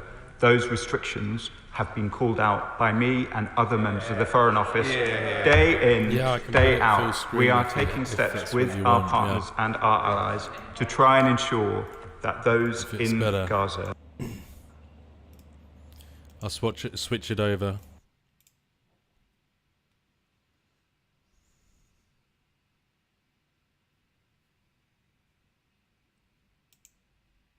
advocacy. And I recognise that people are asking for yet more to be done. We, of course, in relation to the specific question about the arms licence suspensions that were announced to this House on the 2nd of September, we will, of course, keep that under review, and we will consider the findings of the ICC in relation to that assessment. Stephen Flynn. Speaker, last year the Labour Party had to be dragged into accepting that there was a collective punishment of the Palestinian people. Indeed, the Honourable Gentleman's boss said that war is ugly. The Labour Party earlier this year had to be dragged into even uttering the words ceasefire. So can I ask him, will he show the leadership that his bosses failed to do and say that if Benjamin Netanyahu's feet touch the ground in the UK, you will comply with the arrest warrant?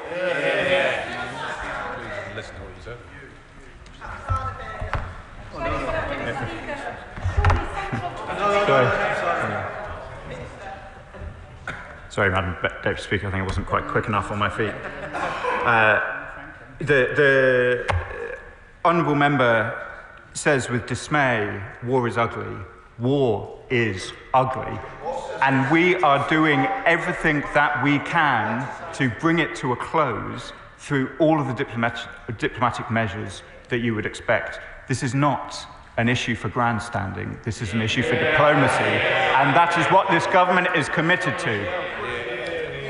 Apsana Begum. Surely central to the debate today must be the UK's ongoing political role as Israel's close ally and the fact that UK-made weapons, including components, are still being used by Israel.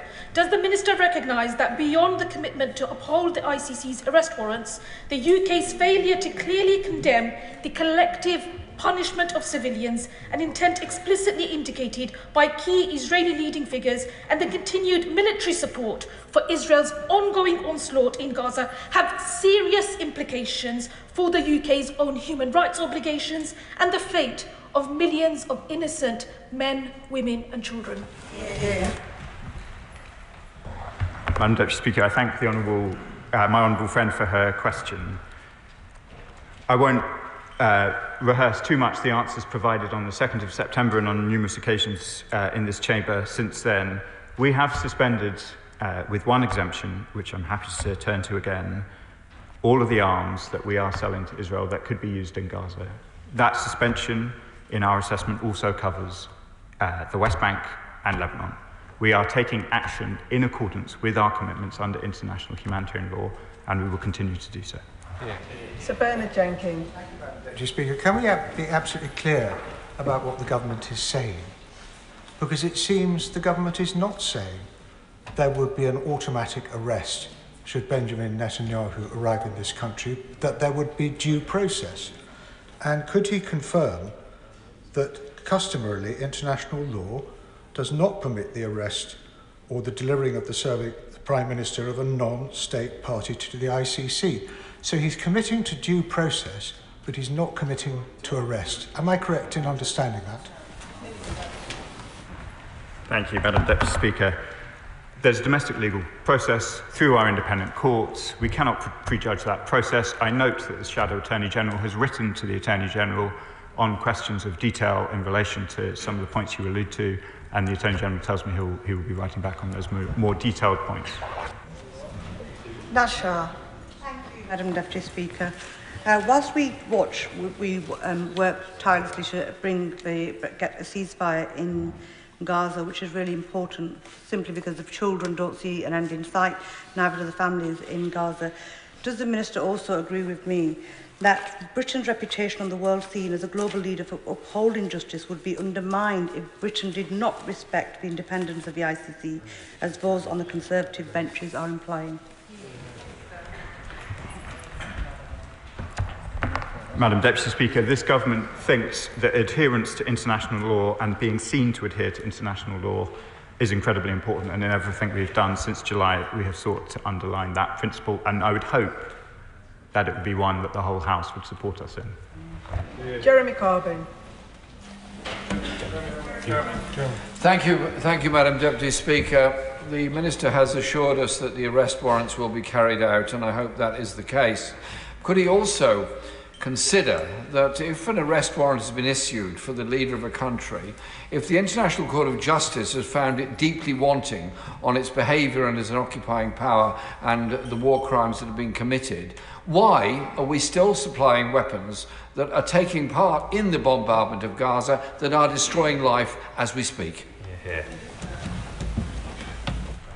Thank you, Madam Deputy Speaker. As I said in answer to a question from my own benches, we took steps on the 2nd of September to ensure that, with one exemption, which I'm happy to go into, that we are not selling arms which are being used, which could pose a breach of international humanitarian law in Gaza, and that continues to be the position, and it is kept under regular review.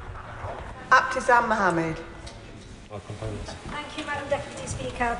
The ICC's decision is a crucial step to ensuring justice and accountability for the crimes against humanity committed in Gaza and Israel. It is vital that the government acts without fear or favour in order to uphold the international rules-based system. War crimes are wrong, whoever commits them and wherever they happen, whether by Russian forces in unlawfully occupied Ukraine or by Israeli forces in an unlawfully occupied Palestinian territory. Will the Minister now review all diplomatic, economic and political relations with Israel to ensure our country is not complicit with the atrocities taking place in Gaza, the West Bank and in Lebanon? Thank you, Madam Deputy Speaker. I can confirm that the Department keeps its and the Government as a whole keeps its international obligations under close review, including in relation to the theatres described. Monica Harding. Madam Deputy Speaker, last week I was in the West Bank and saw for myself the incursions by settlers into the occupied Palestinian territories, following recent comments from Israel's far-right finance minister, Bezalel Smotrich, describing in explicit terms the active effort to annex the West Bank to Israel. Does the minister agree that now is the time to sanction Smotrich? Madam Deputy Speaker, the comments of Finance Minister Smotrich have been condemned in this chamber before, and we can reiterate those condemnations. But as my friend would expect, we cannot put comment on sanctions which may or may not be under consideration in the usual way. Matt Weston. Thank you, Madam Deputy Speaker. I'm no friend of Hamas, but we must remember that Prime Minister Netanyahu promised us intelligence-led precision attacks in Gaza.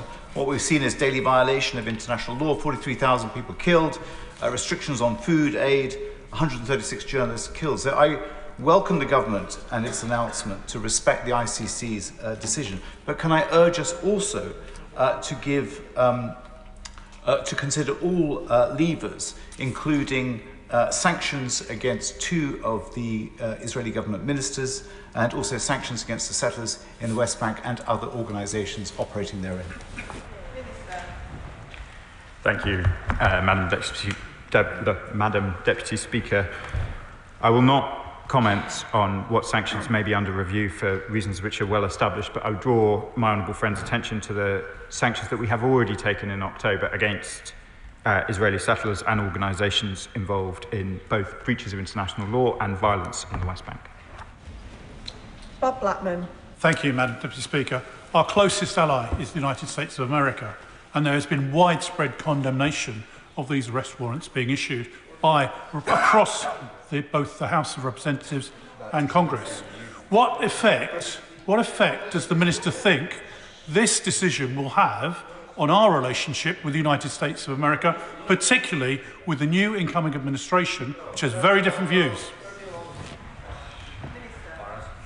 Madam Deputy Speaker, the UK is a state party to the Rome Statute, and this brings with it obligations that put us in a different position from the US. We will, of course, continue to engage both with the current and the incoming US administration in the shared interests of our 2 countries across the full range of our priorities.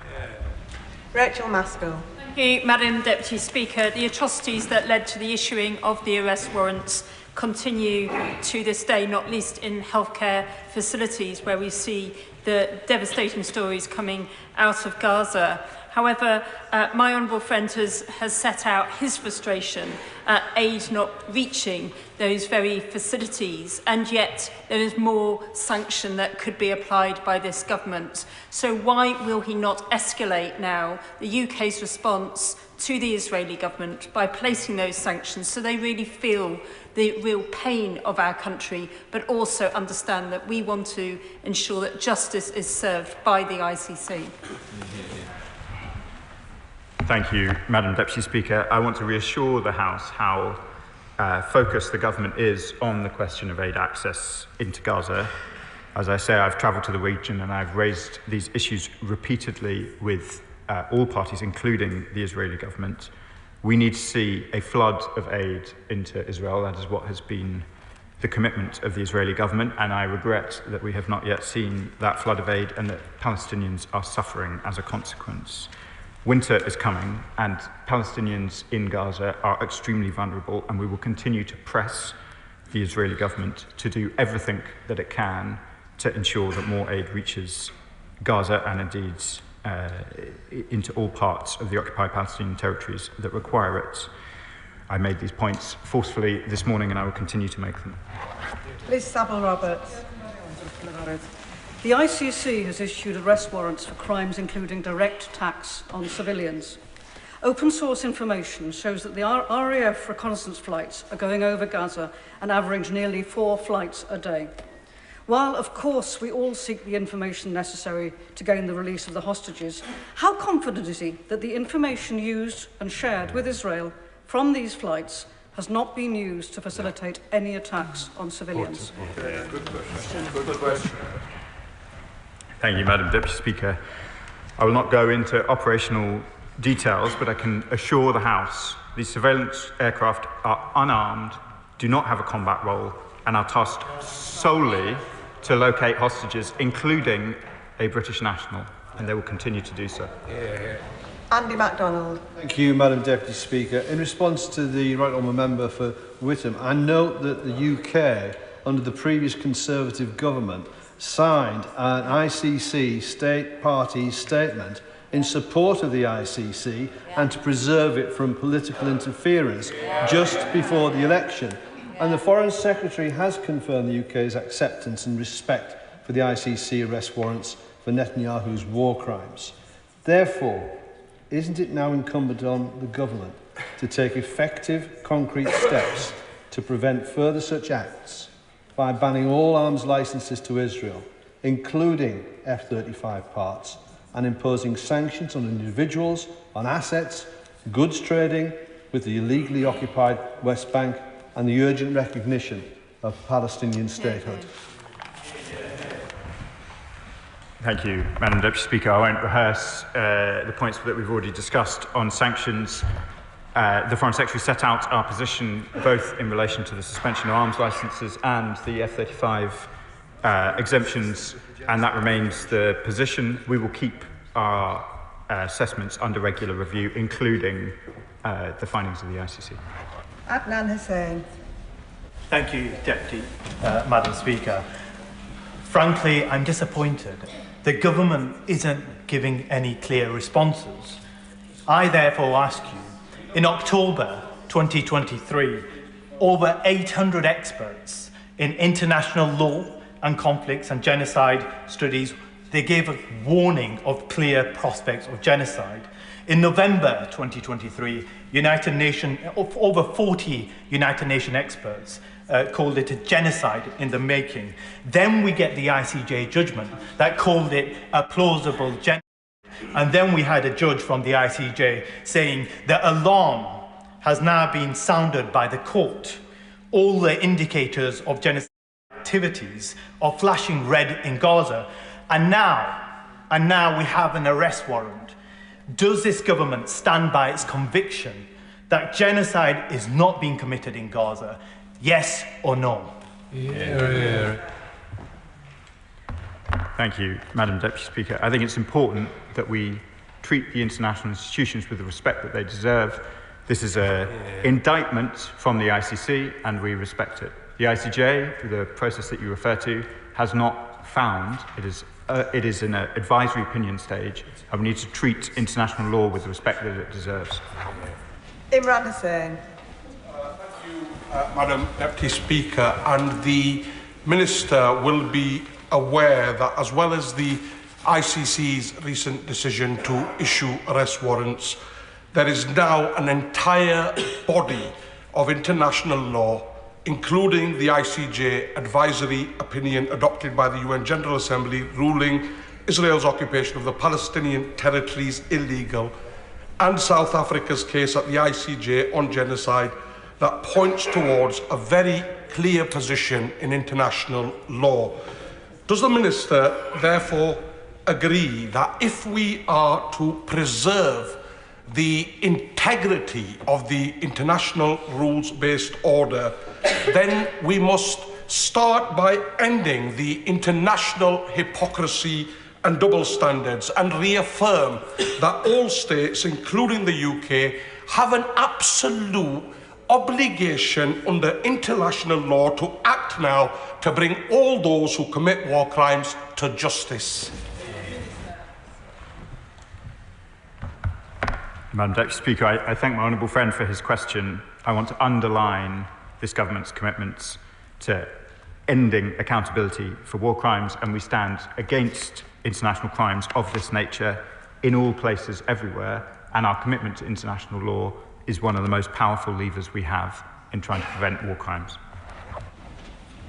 Paul Holmes. Thank you, Madam Deputy Speaker. I asked for the Minister's forgiveness because I didn't hear whether he answered this question to my right honourable friend, the Shadow Foreign Secretary. But is it his understanding that under customary international law, it does not permit the arrest or delivery of a serving Prime Minister of a non-state party to the ICC, and that the UK seeking to arrest the Prime Minister would not only breach our international obligations, but would also be unlawful under the ICC Act 2001? Thank you, Madam Deputy Speaker. For the awareness of the House, the Shadow Attorney General has written about the two different legal interpretations of immunity and sought the Attorney General's view on these matters. I think the Shadow Attorney General is acknowledging that this would be a case that courts would be the competent authority on, but he has undertaken to respond to that letter, and he will do in due course. Toby Perkins. Thank you, Madam Deputy Speaker. The law is the law, and the evidence is the evidence. Whether it's politically convenient, whether it helps us diplomatically or not, the law is the law. The International Criminal Court has been absolutely clear on what they think. Can I just say to my honourable friend, the Minister, that he is absolutely right to reject the calls opposite to turn this into a political decision and to leave this as an independent legal decision for our courts and for the International Criminal Court, and he should carry on exactly the way he is. Thank you, Madam Deputy Speaker. I agree. Caroline Verdon. Thank you, Madam Deputy Speaker. I welcome the decision by the ICC, and I sincerely hope that we will live up to our international obligations if the Prime Minister of Israel visits the UK. You have said yourself that you regret the fact that more aid isn't getting into Gaza and that you've been calling out the Israeli government for not letting more aid in. Is it not time now to do more than just calling out the Israeli government and telling them how angry you are? Isn't it time now that you end all arms exports to Israel, that you impose sanctions, end trade with all the illegal settlements and recognise Palestine as a state? Thank you, Madam Deputy Speaker. We will continue to press these points with vigour, and we will continue to keep all of the other measures under review, as I've said already in this chamber. Before I call the next speaker, can I just remind members not to use the word you? I call Melanie Ward. Oh, thank you. Thank you, Madam Deputy Speaker. Madam Deputy Speaker, I thought the Conservative Party styled itself as the party of law and order, but that's increasingly not the case when it comes to international law, it seems. The government is right to uphold the decision of the ICC, and it was right to vote for the UN Security Council motion on a ceasefire last week. The Minister will be aware that there is increasing evidence of forcible displacement of Palestinians from the north of Gaza, including from organisations such as Human Rights Watch. He will be aware that this is a crime against humanity, and that two of the main proponents of this are Israeli ministers Smotrich and Ben-Gvir. The Prime Minister has confirmed that the government is looking at this, so when will the government move to sanction them as part of a wider package of further action to uphold international law? Thank you, Madam Deputy Speaker. We follow reports from northern Gaza closely and with concern and have raised many of these issues repeatedly. As I've said already, I won't comment further on sanctions, but that I wish to be clear that forced displacement of Palestinians outside of Gaza is not consistent with Israel's obligations. Stephen Geffins. Thank you, Madam Deputy Speaker. Does the Minister agree with me that one of the greatest tools that we have against tyranny anywhere is that friend or foe, rich or poor, elected or unelected, the law applies to everybody, and the universality of certain crimes means that they can be prosecuted anywhere? Madam Deputy Speaker, as I hope I've made clear this afternoon, this government is committed to the international rule of law and will continue to be so.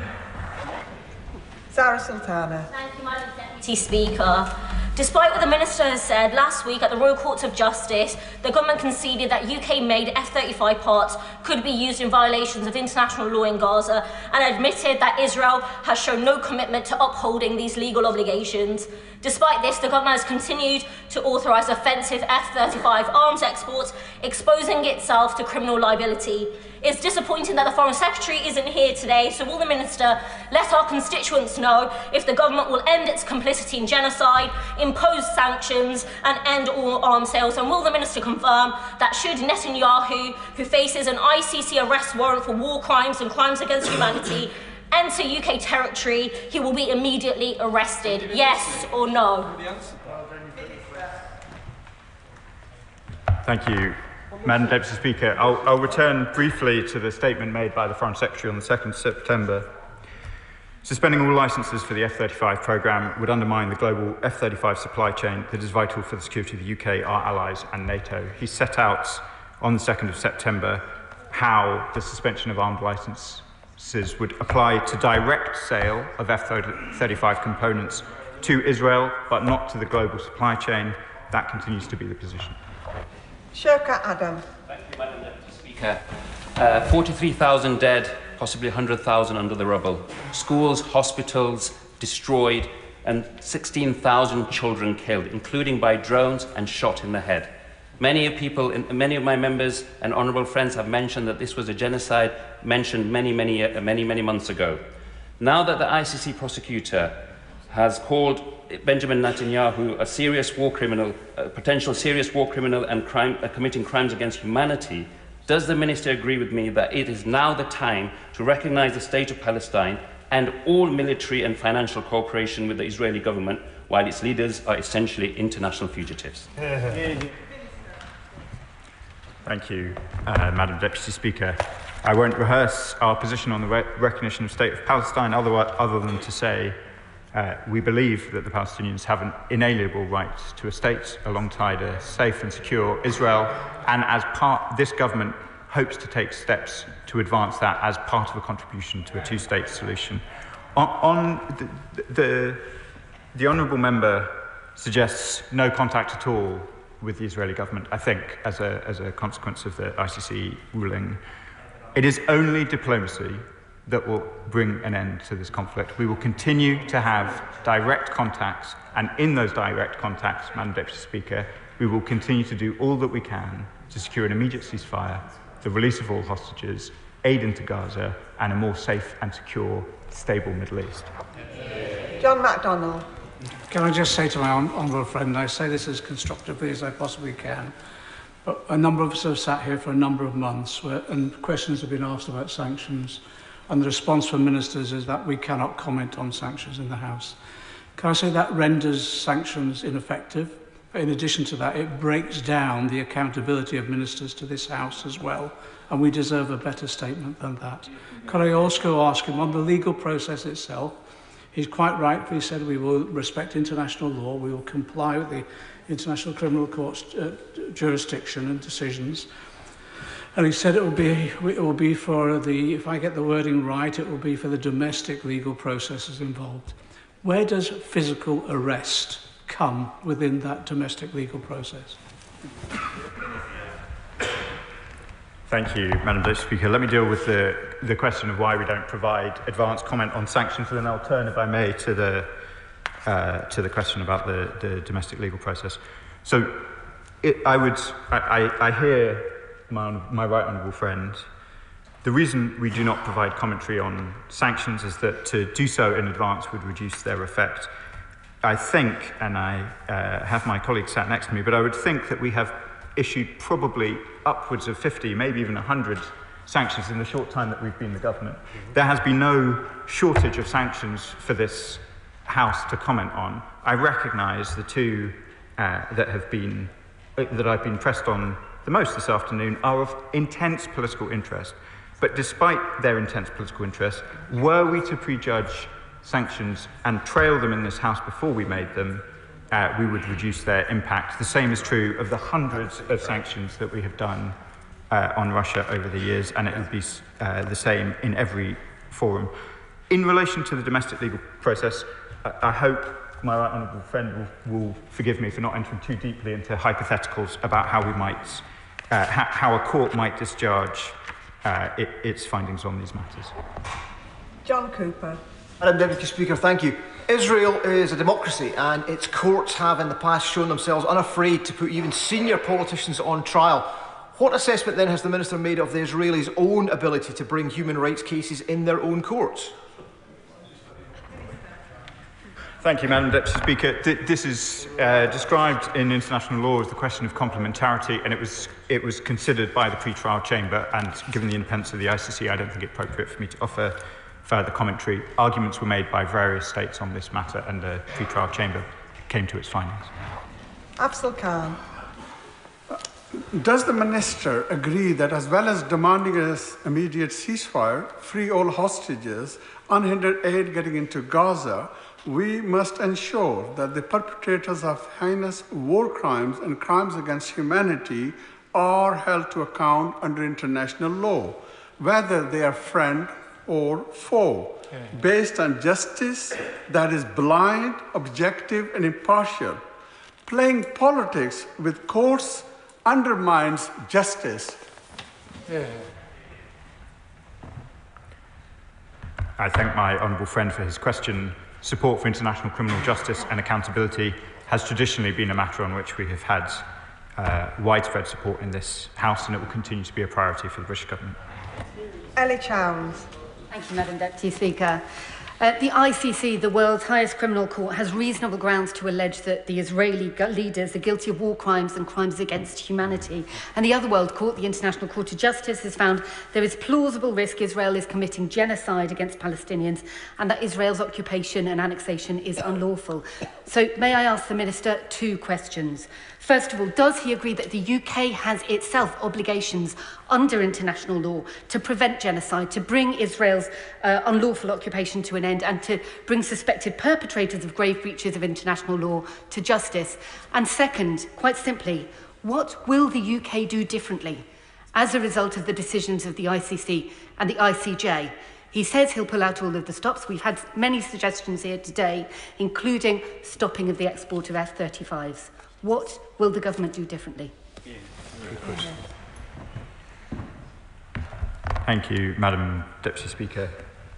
So, does the government accept that we have international obligations? Indeed, we do. I've set out how we would discharge them in relation to the ICC this afternoon. I've set out also the view that we take on the ICJ process.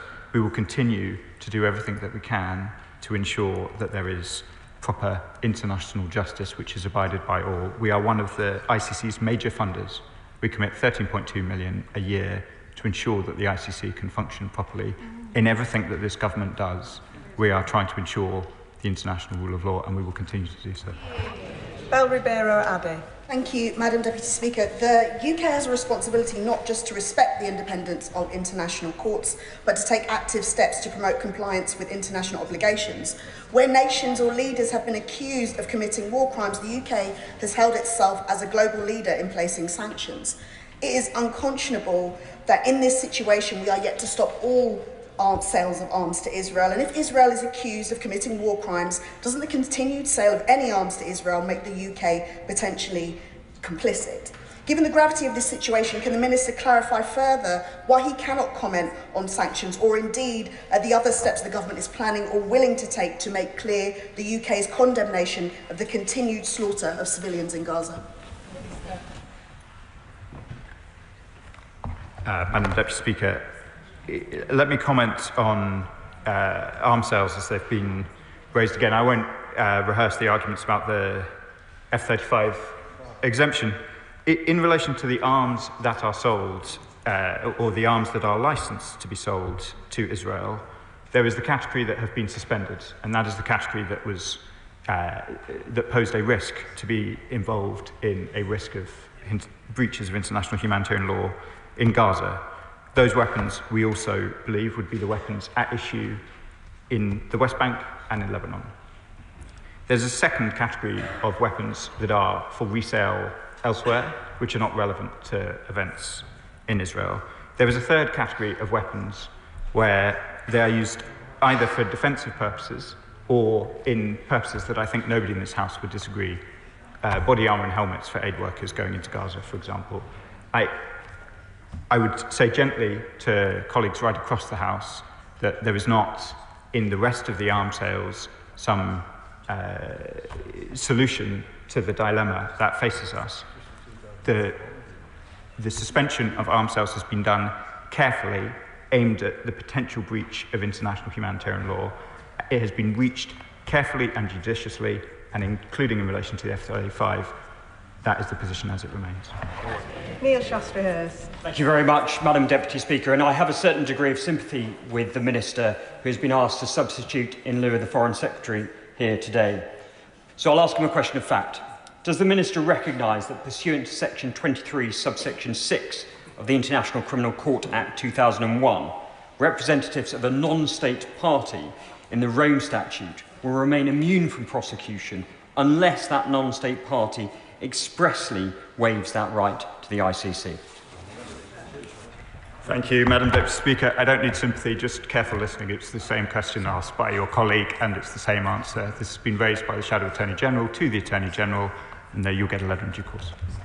Richard Bergen. Thank you, Madam Deputy Speaker, and I must press the Minister on this question of F-35 arms sales. The Minister mentions direct and indirect arms sales. The Minister says that the indirect arms sales are either irrelevant or impossible to remedy. As far as I understand it, Madam Deputy Speaker, there is no reason why F-35 parts made in the UK and sold to the United States and then used in Israel cannot be subject to a conditional licence which sees them still sold to the United States on the proviso that they cannot be used in Gaza. So, given this, in what way can it be legally or morally justified to continue allowing UK parts for fighter jets that are being used to kill Palestinian children to be exported, even indirectly, to an Israeli leader facing an arrest warrant for war crimes and crimes against humanity? And we hear about the review, but while the ongoing review has been taking place both under the last government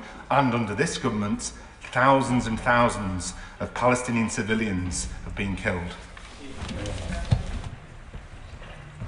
Madam Deputy Speaker, just for clarity on the F-35 programme, we have suspended arms licences where parts for the F-35 programme are sold directly to Israel. Where they are sold to the global spares pool, it is not possible to then disentangle from where they go in that pool to their final destination. That is why we have made the exemptions. That is why we judge that making that exemption is vital for the security of the UK, for our allies and for NATO. Andrew George. Madam Deputy Speaker, does the Minister agree that the cold-blooded slaughter of tens of thousands of innocent people in Gaza cannot be justified in terms of self-defence? And contrary to the Trumpian line adopted by the Conservative benches, does the Minister also agree that just because a country is a democracy, it doesn't provide it with an immunity blanket from international law? Thank you, Madam Deputy Speaker. The Honourable Member refers to the terrible loss of life in Gaza, which I know is in the minds and the hearts of this whole House. We are for democracy, as much as signatories to petitions may wish it otherwise. We abide by international law and we expect our allies to do the same, and we make that point with force. Chris Law.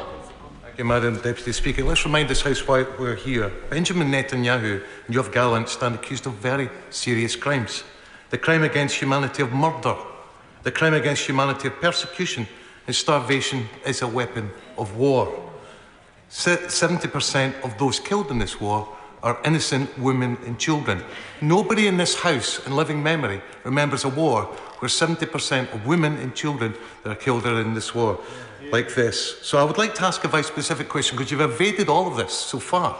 Can you tell us one concrete step, apart from executing the arrest warrants, as the UK is obliged to do as a state party to their own statute, one concrete step that we can all tangibly grasp after these ICC arrest warrants that you're going to do next? We'd like to hear it now, please. Thank you. Madam Deputy Speaker, I've been clear about what it is the government has done and will continue to do, but if the honourable member would like a recap, on the very first morning that I became a minister, we announced the restoration of funding to UNRWA. We have provided significant aid to the people of Gaza. We have provided aid which has not got in to Gaza. We have raised that with the Israelis. Me and my ministerial colleagues have travelled to the region to press these issues, both alone and in company with the French Foreign Minister. What we face, this House is united in its concern about what will happen in Gaza over the course of December. There is no disagreement that insufficient aid has gone in. There are urgent, almost frantic efforts every day in the Foreign, Commonwealth and Development Office to try to ensure that adequate aid reaches the Palestinians. I understand the frustration of this House. We are working as hard as we can. We will continue to do so. We take concrete action each and every day on this issue. Okay, the European Defence meeting is starting now. We should be switching over for the updates on the defence in Europe with the current situation. So that should flick over in just a second. Italy, and this is the order of statements, and then we take questions. Thank you very much. Welcome to everybody, bienvenue, especially to the four of you, Sebastian, Jean, Vladislav and Isabella. Ich freue mich sehr, dass wir uns heute hier im Fünferformat Group of Five hier in Berlin getroffen haben. 5 Vertreter in Europa, die entschlossen sind, Ideen zu entwickeln, voranzugehen, um Europas Verteidigungsbereitschaft weiter voranzutreiben. Wir sind diejenigen mit den größten Rüstungsausgaben in Europa. Und wir haben heute eine offene Diskussion geführt, die notwendig war und uns weitergebracht. Dafür zunächst mal vielen Dank. Progress. Thank you for that. It was a very clear conversation that focused on the matters at hand and focused based on friendship and good ones. And this Group of Five is not a closer format. It can be enlarged and expanded. That may happen in the future. Today was the kickoff for more events. Sebastian and I had agreed to conduct this meeting when we got together on November 6th, 12 hours after the results of the US election became available, and back then we wanted to embark on this path because it was clear that with a new president in the United States, with a new administration in the US, things will change, and the sooner we prepare for that, the better. And so it goes without saying that even in the ongoing process, we keep up close coordination with our European partners and with the European Union. Ein Wort zur aktuellen I would like to Situation say a in few things Europa. on the Wir current gehen auf situation in den Europe. dritten This is the Kriegswinter zu third des winter of war völkerrechtswidrigen Krieges, in this den Russland gegen die illegal Ukraine war führt, jetzt Russia seit is deutlich mehr waging als against 1000 Ukraine. Tagen. This war has Russland been geht going on for besonders more than 1,000 aggressiv days. vor in Russia der has been Ukraine, particularly mit aggressive Luftschlägen vor allem in gegen Ukraine with Zivilinfrastruktur. airstrikes on civilian Jeden Tag infrastructure viele, every viele day. tausend Tote. Many thousands Zur of Wahrheit people gehört, have die died russischen so Drohungen far. werden, And sind eben Russia's immer auch gleichzeitig threats an uns are gerichtet, also entweder threats mittelbar oder geared unmittelbar. Das towards haben us die Verlautbarungen because, der letzten Wochen und as we Monate have seen deutlich gezeigt aus in Moskau. statements from Moscow the past Der weeks russische and Krieg months, gegen die Ukraine ist Russia's war faktisch, against Ukraine wenn man auf is, die as a matter of fact, Beteiligten im when Hintergrund you oder auch look auf who dem else is involved Schlachtfeld, in the background and also on the wenn man front sich das lines of the anschaut, kein battlefield, regionaler not a Konflikt mehr regional hat. conflict Eine anymore. internationale It has an Dimension international bekommen. dimension at this point. Putin hat nicht nur 10.000 Putin has not Soldaten only aus Nordkorea ins Land geholt. got into his country Dafür 10,000 zahlt service Putin, members from North da hat Korea. auch Mr. Umar heute noch On einmal top of bestätigt, that, pro confirmed Kopf by Minister einmalig Umar today, 2.000 Euro pro Soldat. President Putin is paying Das ist ein Zynismus, kaum noch zu $2,000 überbieten. per North Korean Putin soldier eskaliert weiter. as Es hat one eine of some, and this is Mittelstreckenrakete an eingesetzt escalation of auf the dem conflict, and the ukrainischen conflict Nordlippe. got further escalated Was heißt das by für unsere firing an Ukraine-Unterstützung? Das war intermediate das ballistic zweite missile große Thema neben der on Frage, wie Ukraine. And stellen wir then uns the als Europäer second topic was jetzt auf? how do we as Wie geht Europeans es weiter mit der prepare for Ukraine-Unterstützung? Wir haben prepare for the future, and how do we have Ukraine in the future? We talked to Mr. Umar by video conference today in our meeting, and one statement was that we didn't need a confirmation of that, but it was still good to hear it. We want to keep up and maintain our support to the Ukrainian industry sector, defense industry sector, because it is important that Ukraine gets material it needs, and we will do that as the first step with the money we have gathered from foreign profits, which is one important step to do what I just outlined. And we will also increase our cooperation of the Baltic coalitions, for example, when it comes to developing and procuring AI control drones when it comes to producing ammunition. And I would like to say once again, just 1 year ago, there was a ratio in the use of artillery ammunition from 10 on the Russian side to 1 to 2 on the Ukrainian side, and this ratio today has reached almost a parity level. And so the efforts in Europe and beyond to increase ammunition production have been successful, but these efforts need to be continued, and so our goal is Ukraine must act from a position of strength. Another lesson from Russia is this. Mr. Umar also made it clear to us that as clearly that the format of the UDCG, the Ramstein format, is very important, and that we may keep it up, and we fully share his assessment. It helps us to gather a unified situation picture, and it also helps Ukraine, because the UDCG meetings make sure time and again that commitments are renewed and funds are being made available, and money is being pooled to support Ukraine. The 5 of us want to keep the UDCG format alive and keep supporting it. And from January onwards, NSATU in Wiesbaden will take on the coordination of efforts for Ukraine. And for us, it's clear the capability gaps and the gaps in manning and personnel that still exist in NSATU need to be closed swiftly. What's our to-do list? Regardless of whether in the future defense budgets will rise or are supposed to rise to 2, 2.5 or 3%, we need to close our capability gaps. This is the most important thing. We need to have the capabilities at hand that we don't have yet to make sure that we can provide what we need, which is effective deterrence. We need to develop more weapon systems together, produce and procure together. And that is something we agreed on today. And we are aware of the advantages. We can share the same standards. We save costs in development and also in maintaining the equipment with our European Sky Shield initiative, ESSI. We are already strengthening air defense to a considerable degree, and we have also launched a similar framework for with ELSA, the European Long Strike Approach. We are all part of that initiative, ELSA. We want to also procure long-range air-based systems. And we also want to develop and procure land-based systems of long range. And we have made great experience with OCCA, for example. It's an organization for armaments cooperation that has gathered a lot of expertise and experience in the past. And we would also like to have Poland to be a member. I think Poland is an observer state, and we want Poland to become a full member of OCCA. And we will support Poland on that path. And we know that this week we will get for the first time a defense commissioner, which we could also call an armaments commissioner. One clear demand from our side is this: the access for the defense industry to the financial market, to loans, for example, needs to be facilitated. It needs to be easier, just as easy as it is for other sectors. And the European Investment Bank is playing a central role in that. We also agreed that the next meeting of this group will take in Poland. Thank you, Vladislav, for the invitation. We are thinking about having our next meeting early next year so that we are speeding things up here, and we will focus then on two topics that we want to discuss in more concrete terms to derive more steps. And now I hand over to my friend and colleague Sébastien. Merci infiniment. Merci Boris. Merci mes chers collègues, mesdames et Thank you, Boris. Thank you, esteemed colleagues.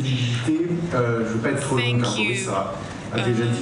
Once again for your willingness to join us for this meeting. I don't want to talk for a long time. I want to keep it short. It's a unique format. It's unprecedented. We have never gotten together in this format. It's a continental European format, a European format that is not just an EU format, but that includes the UK.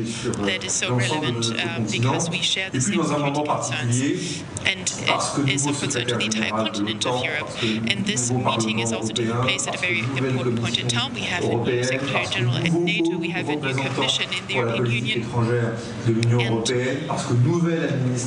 we have also seen that there's a new administration in the United States, so this is a very important point in time. We have a EU High Representative for Security and Defence Policy in the EU, and so this is a crossroads for our NATO alliance with the EU, etc. And also we have seen that the conflict in Ukraine is escalating. Russia decided to ask North Korea to get involved in this war, to support Russia.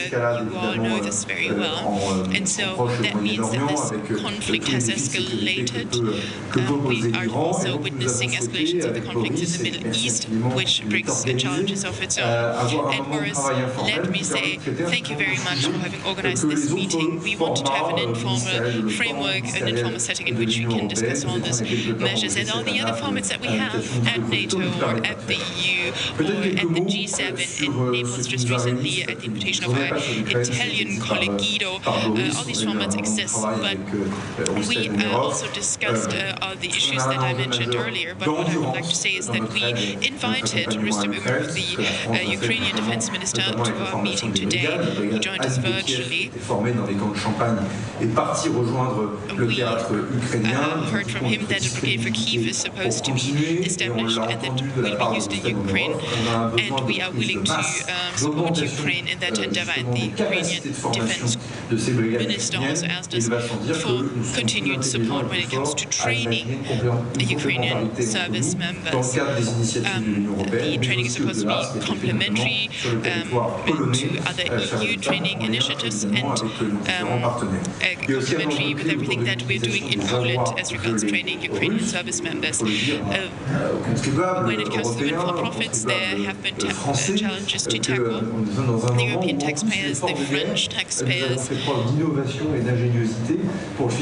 welcome the fact that we are so innovative when it comes to fund our support in different ways. Over the next few weeks, we will launch the important measures. For example, we will provide Mistral and other weapon systems that we want to provide to Ukraine, together with Italy, for example, in part. And this is all funded through the windfall profits with the frozen assets from Russia and the interest paid on that. And we also discussed other issues. For example, we talked about what we need in terms of short-term crisis management. We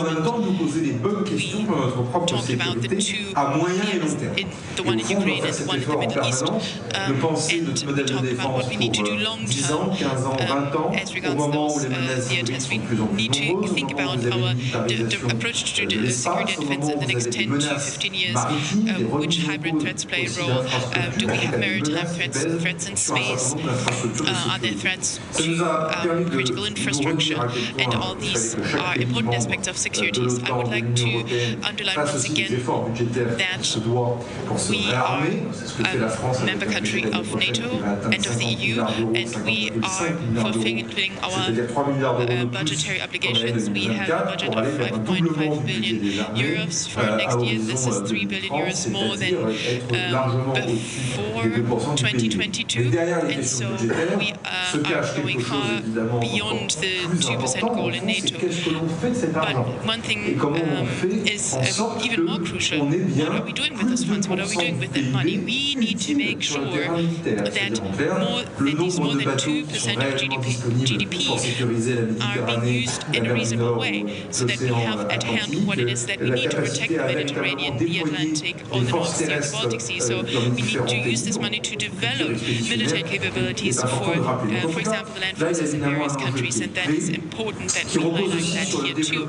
This is a challenge we're facing right now. The development of the defense industry is also important, just as the support to Ukraine. With the support to Ukraine, we have seen that we needed to reform our procurement model, and we are at the beginning of this reform process. I took office 2.5 years ago, and 2.5 years ago you had to fight against the taxonomy proposals in Europe, because there have been initiatives that questioned what the European industries do in terms of armaments projects and what they provide. And then 2.5 years later, suddenly everyone wants to speed up the processes and produce more and produce faster. And there are suggestions and proposals on the table. Ukraine has shown us that we need large numbers of material, large masses, and we have seen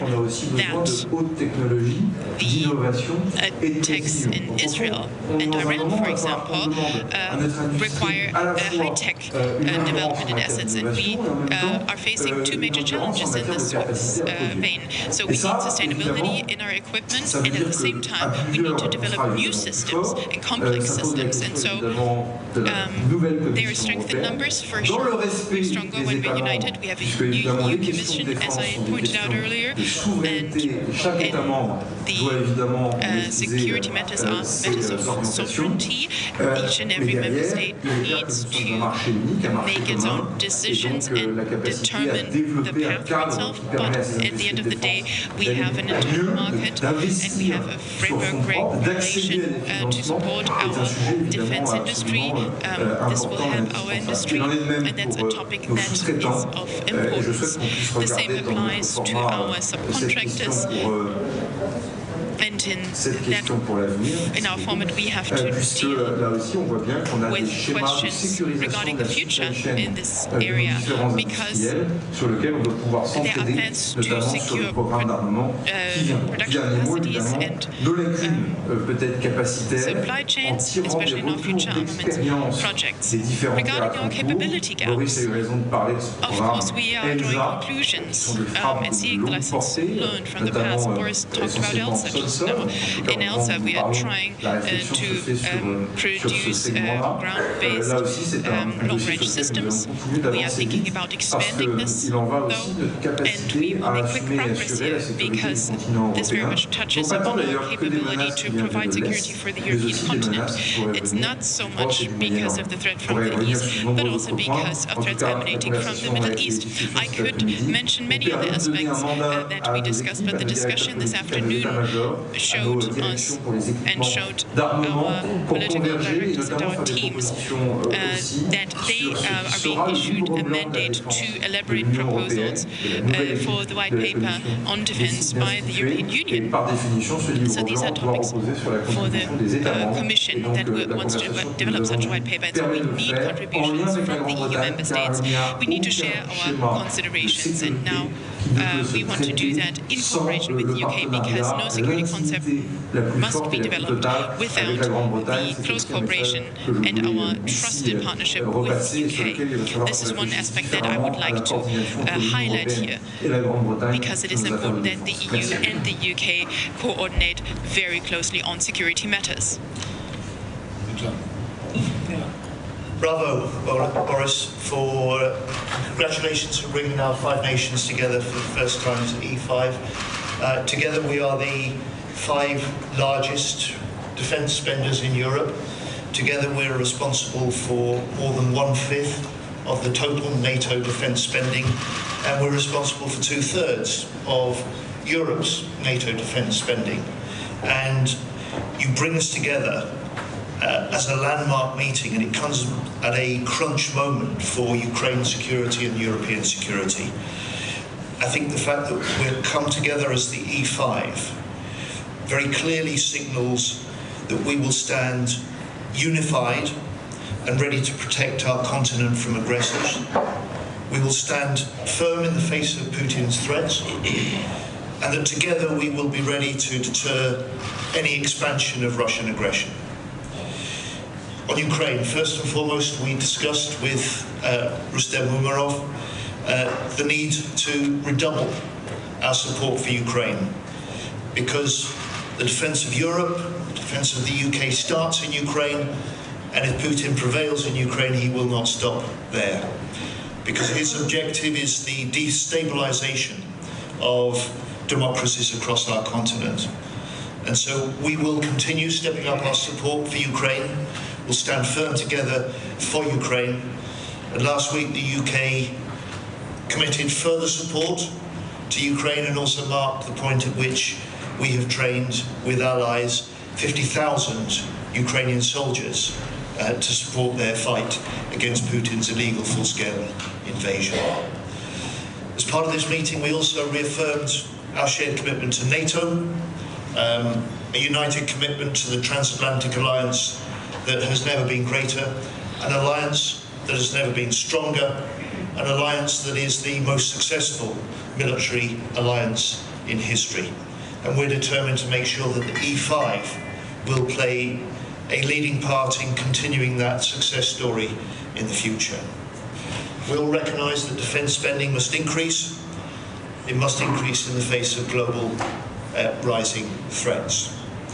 So we're boosting spending on European defence.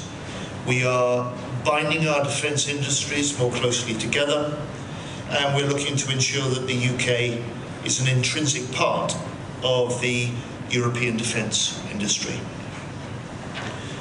More broadly, we will work together for peace and security more broadly throughout the world.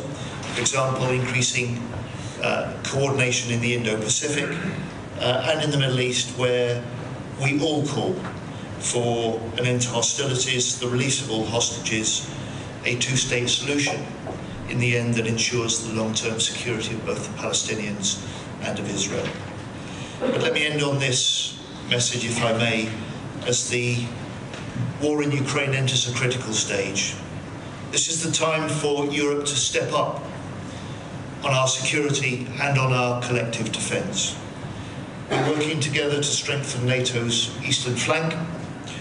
We're working together to strengthen collaboration on developing air defences and long-range missiles. We're working together to strengthen industrial programmes between our leading companies. This meeting today, Boris, I think, sends a resounding message that leading European nations will do whatever is necessary to protect our continent from those who threaten us, and as European allies, we will take on more responsibility for the defence and security of our continent. Thank you.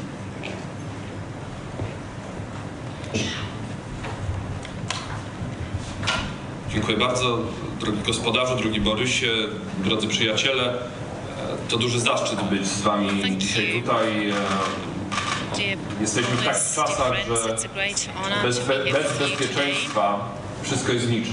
We're experiencing times where without security everything To is jest sentencja, nothing. którą ja wynoszę z tego spotkania, on bardzo ją wyraził Boris Pistorius w swoim wystąpieniu. I ona nam wszystkim przyświeca. Jeżeli ktoś ma dzisiaj jasnym i wyraźnym głosem mówić do swoich obywateli, to mogą to zrobić ministrowie obrony.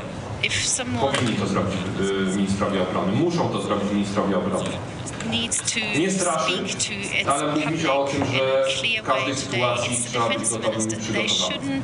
Że mamy być gotowi na każdy, nawet najtrudniejszy scenariusz. I tym spotkaniem potwierdzamy swoje sojusznicze zobowiązania, za co bardzo serdecznie dziękuję. Że musimy zrobić wszystko dzisiaj, żeby wspierać Ukrainę i po to było nasze łączenie z ministrem Umerowem, żeby wiedzieć na bieżąco każdego dnia, każdego tygodnia, czego Ukraina wciąż potrzebuje. Dobrze wiemy, jak ważne jest to skoordynowanie działań w tym transferze wsparcia dla Ukrainy, czy humanitarnej, czy militarnej pomocy, którą okazujemy. Jesteśmy dzisiaj zobowiązani powiedzieć jasno i wyraźnie, Europa musi zwiększyć swoje wysiłki na rzecz pomocy Ukrainie, ale przede wszystkim również na rzecz zwiększenia swojego bezpieczeństwa. Bez zwiększonych wydatków, bez świadomości tego w każdym społeczeństwie europejskim. W jakich czasach żyjemy, wszystko jest niższe. Bez świadomości, jak ważne jest dzisiaj bezpieczeństwo. Wszędzie, gdzie jesteśmy, będziemy myślę to powtarzać. I do tego jesteśmy zobowiązani jako ministrowie obrony. Mamy teraz bardzo ważną rolę do odegrania. Nasze państwa, ale też we współdziałaniu w Unii Europejskiej, współdziałaniu z Wielką Brytanią, przyjaźni ze Stanami Zjednoczonymi. Chciałbym, żeby to wybrzmiało, bo to wszyscy też w swoich wystąpieniach podkreślali, jak bardzo ważne są dla nas relacje ze Stanami Zjednoczonymi, relacje transatlantyczne, które są podstawą naszej cywilizacji od wielu, wielu lat i będą zawsze podstawą naszej cywilizacji. Ale Europa musi coraz więcej koordynować swoich działań, musi wspólnić swoje działania, musi podnosić sobie sama poprzeczkę, żeby być dobrym partnerem również do współpracy ze Stanami Zjednoczonymi. To jest nasze ważne zadanie, które ministrowie obrony, myślę, że jak rzadko w historii się zdarza, mają przed sobą. I dobrze, że z inicjatywy Borysa przy wielkim wsparciu Sebastiana udało się stworzyć to dzisiejsze spotkanie, tę formułę, która nie ma zastąpić żadnej innej formuły, ale ma usprawnić i bardziej skoordynować działania. Jesteśmy reprezentantami tej wizji świata wartości, które są dzisiaj tak bardzo potrzebne, które potrzebują naszej obrony i naszego zaangażowania na Ukrainie, ale też w Europie. To nie jest sprawa tylko i wyłącznie pomocy dla tych, którzy walczą, ale to jest sprawa zadbania o siebie w najbliższej przyszłości, o swoje państwa, o swoich obywateli. Bardzo za to dziękuję za tą determinację, jasne stanowisko i gotowość do kontynuacji. Tak wystosowałem to zaproszenie wspólnie z przyjaciółmi z Niemiec, Francji, Wielkiej Brytanii i Włoch. Spotkamy się w Polsce na początku przyszłego roku. To jest dobre miejsce do rozmowy na temat pomocy dla Ukrainy, bo ta pomoc płynie przede wszystkim przez Polskę. To jest dobre miejsce do rozmowy o bezpieczeństwie wschodniej flanki NATO. To jest dobre miejsce do rozmowy o zwiększonych wydatkach na obronę. Polska dzisiaj wydaje 4,2, w przyszłym roku 4,7% PKB, więc jest to na pewno dobre miejsce do rozmowy o tym, co Europa powinna zrobić. Unia Europejska we współpracy z Wielką Brytanią. I obecność i rozmowa na pewno w najbliższej przyszłości z komisarzem do spraw obronnych, do spraw przemysłu zbrojeniowego europejskiego jest nam potrzebna, bo inwestycja w przemysł zbrojeniowy jest dzisiaj racją stanu wszystkich naszych państw. To prawda, co też padało, chyba Sebastian, ty to mówił, to nie było popularne jeszcze chwilę temu. Mówienie w ogóle o przemyśle zbrojeniowym. A dzisiaj oczekuje się ogromnego zaangażowania. My jesteśmy w stanie to wykonać. Ja wierzę, że Europa jest w stanie znów być latarnią dla świata w tym działaniu. To musi być pełne zrozumienie nas wszystkich, naszych wszystkich obywateli. Bez wsparcia społeczności nigdy nie osiągniemy sukcesu, więc o to bym chciał poprosić. Wsparcie europejskiej wspólnoty na rzecz wysiłku przemysłu zbrojeniowego, który musi zwielokrotnić swoje wydania. Potrafiliśmy stworzyć plan pokoju. To musi być nas stać, żeby stworzyć plan na rzecz pokoju, na rzecz tego, żeby nie było wojny, która zaleje cały świat. Musi być na to stać Unii Europejskiej, musi być na to stać nasze społeczeństwa. Jeszcze raz bardzo dziękuję za ten format i za to spotkanie. Populations, our world needs to be able to afford being able to do something about it again. Thank you. All'incontro il ministro della difesa italiana Guido Crosetto, abbiamo molto apprezzato il format allargato di questa iniziativa e ringrazio Boris per l'invito e anche per come ha gestito la discussione. Erano 3 le linee principali all'ordine del giorno, ma le sollecitazioni che sono emerse da un dibattito che, come detto, è stato molto franco, molto diretto, sono state tantissime e saranno oggetto quindi di altri incontri. Al centro di ogni discussione naturalmente il conflitto in Ucraina che si protrae da oltre 1000 giorni. Rispetto a questo l'Italia ha ribadito, confermato ancora una volta il pieno sostegno e il supporto totale nei confronti dell'Ucraina e della sua popolazione nella controversia profonda nella convinzione profonda che le contrapposizioni, le controversie tra gli Stati debbano essere regolate dalla politica e dalla diplomazia nel rispetto del diritto internazionale e senza violazioni. In sintesi e semplificando, la legge del più forte non deve prevalere, noi auspichiamo una pace giusta e duratura. Sin dall'inizio il governo italiano ha sostenuto il popolo ucraino che è determinato con molta fierezza e molta forza a difendere i valori di democrazia, di pace e di libertà e a difendere il sacrosanto diritto della sovranità territoriale. Come voi sapete l'Italia ha e continua a farlo, fortemente aiutato il popolo ucraino con l'invio di ben 9 pacchetti di aiuti militari per un totale complessivo di quasi 2,5 miliardi ed è in via di definizione il 10° pacchetto, ma non solo questo, l'Italia è impegnata in modo massiccio con mezzi e personale per rafforzare con una postura di deterrenza e di difesa per rafforzare il fianco est della NATO. Lo abbiamo fatto, continuiamo a farlo con convinzione.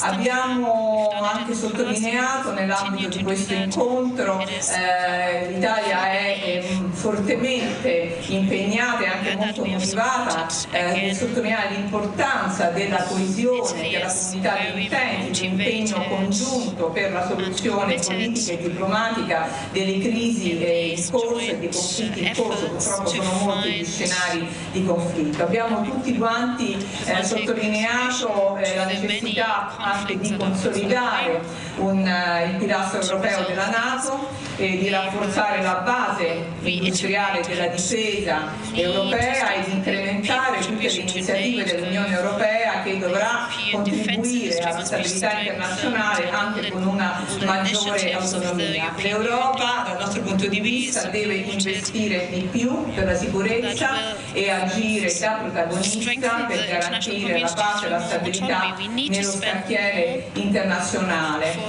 E ancora voglio aggiungerlo anche in conferenza stampa, guardiamo con estrema preoccupazione naturalmente condivisa da tutti, preoccupazione alla la crescente instabilità che proviene dalle aree quali Medio Oriente, ma anche dalle regioni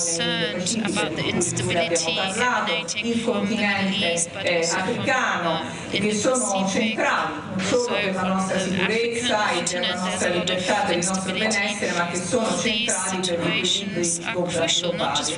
Noi abbiamo anche ribadito infine il nostro impegno e anche l'auspicio comune e condiviso affinché cessino le ostilità in Medio Oriente, siano rilasciati tutti gli ostaggi ancora detenuti e vengano poste davvero le basi per una pace che sia duratura, basata sul principio di due popoli e due stati. Grazie ancora per questa opportunità e anche per lo stile che è stato dato ai lavori di confronto estremamente sincero e diretto, e direi anche costruttivo. Thank you very much. And we had a very constructive exchange. Jörg Blank gets the first question from New Zealand. Minister Pistorius, my question is for you. We were warned recently that there may be cargo that could be set on fire in airplanes, and then just today a plane crashed in Vilnius due to an issue like that. We heard that Moscow might have its hands in that, and so what have you done so far to protect aviation from such attacks? The answer, the Ministry of Defence has no insights as to whether there was an explosive charge and where it would have come from. And I think this question should be directed to the Ministry for Infrastructure because it concerns civilian aviation. But of course, we've talked about this issue. We need to increase our awareness for cargo shipping, and we also know that there is no 100% security in this field, but the gaps that there are and that are identified need to be closed, and both military and civilian aviation are aware of this. Markus Decker has the next question. Minister Pistorius,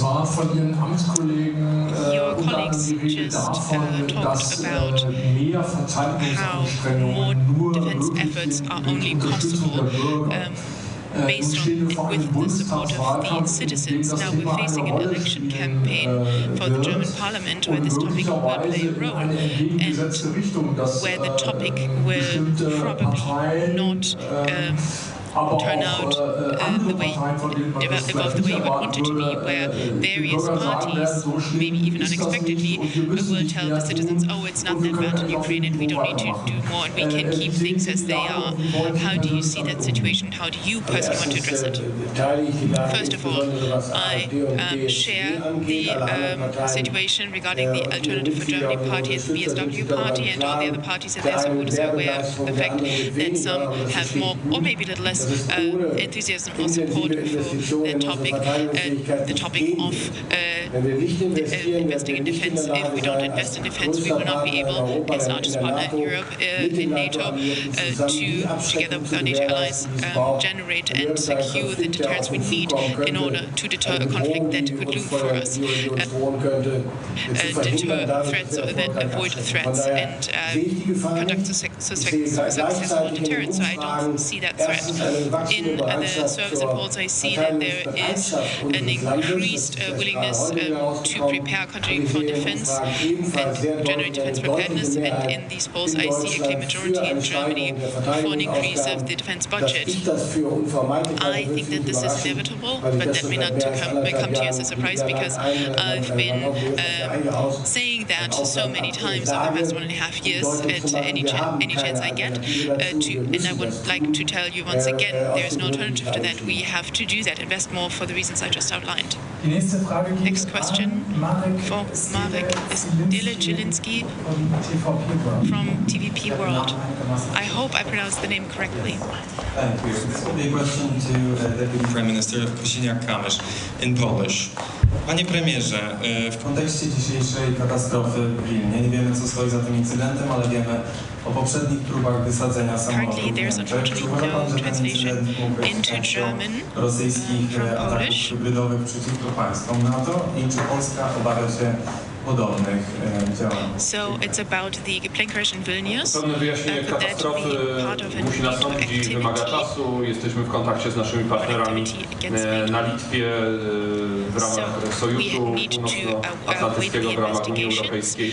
Na pewno to będzie przedmiotem intensywnego śledztwa i wyjaśnienia i wszystkie związki, jeżeli jakiekolwiek zaistniały pomiędzy działaniami związane z tym wypadkiem, a można byłoby w jakikolwiek sposób znaleźć zaangażowanie obcych państw w to działanie, no to jest najpilniejszy temat do wyjaśnienia. Musimy to mieć wyjaśnione, będziemy tutaj wspierać naszych przyjaciół z Litwy w celu wyjaśnienia wszystkich. Niezmiennie od tego dochodzi niestety do ataków hybrydowych na każdym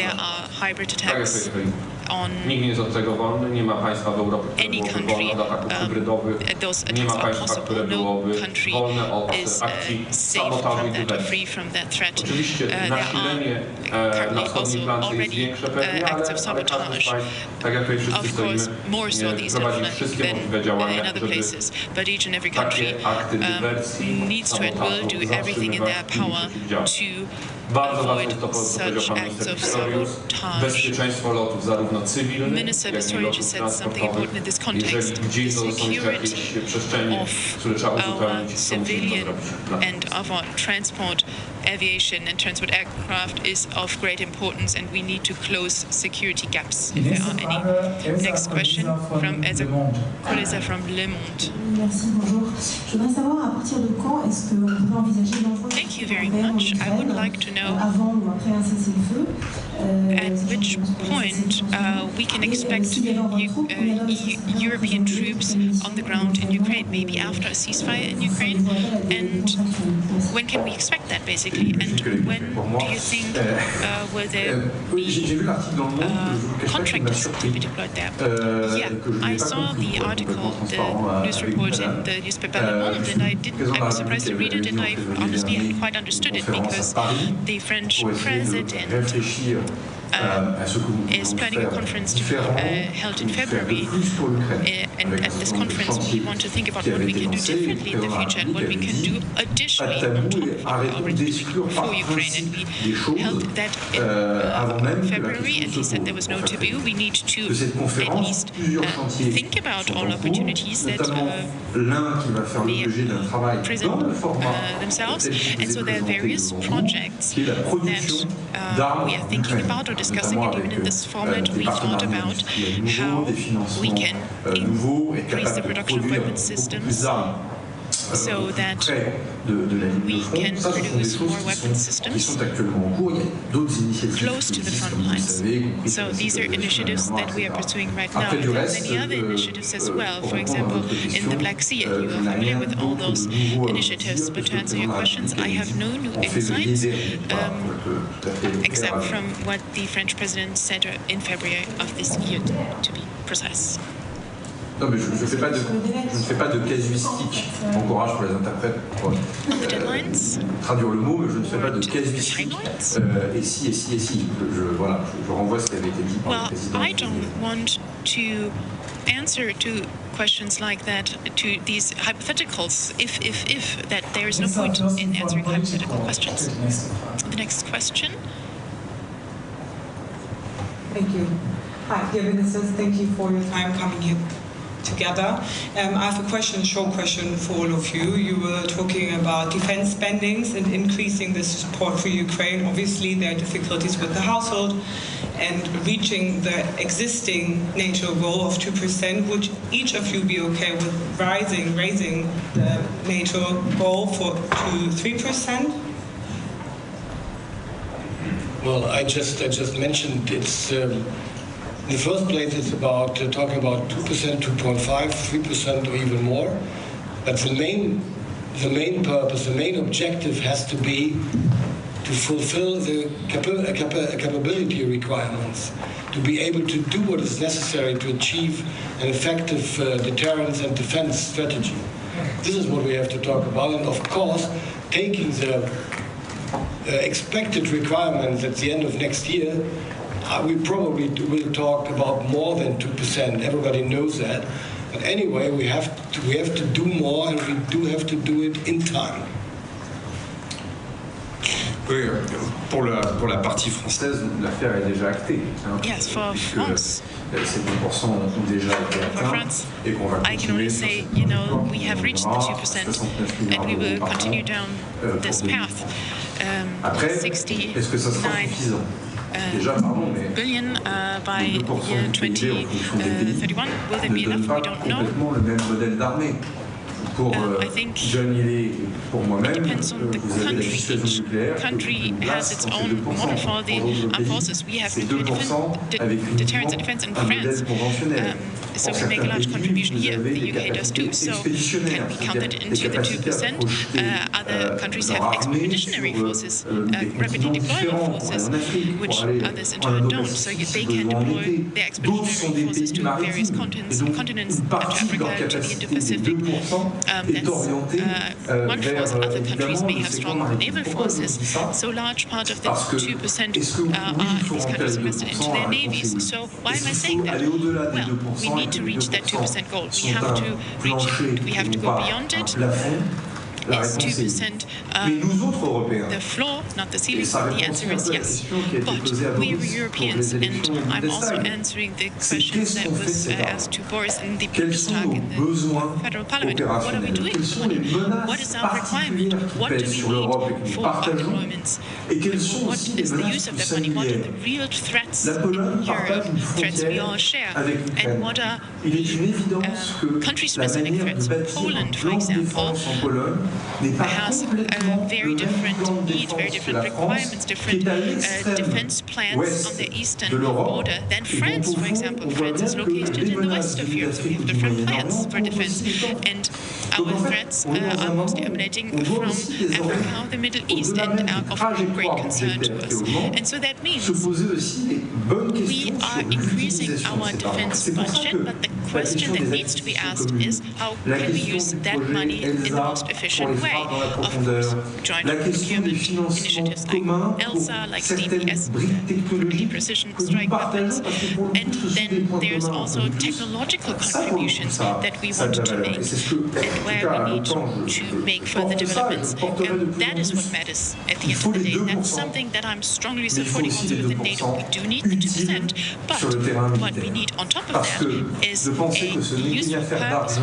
purposeful use of those 2% in the military sphere, because if we only have those 2%, that will basically constitute a lie to our citizens. If we don't fully equip and train our armed forces, and if they don't have the right mindset and the right sense of morale, which basically is what the Ukrainians are displaying so valiantly. And over the past 2.5 years, I've been having the honor of serving as the Minister of the Armed Forces in a country where we have faced many losses. We've had many casualties in our armed forces.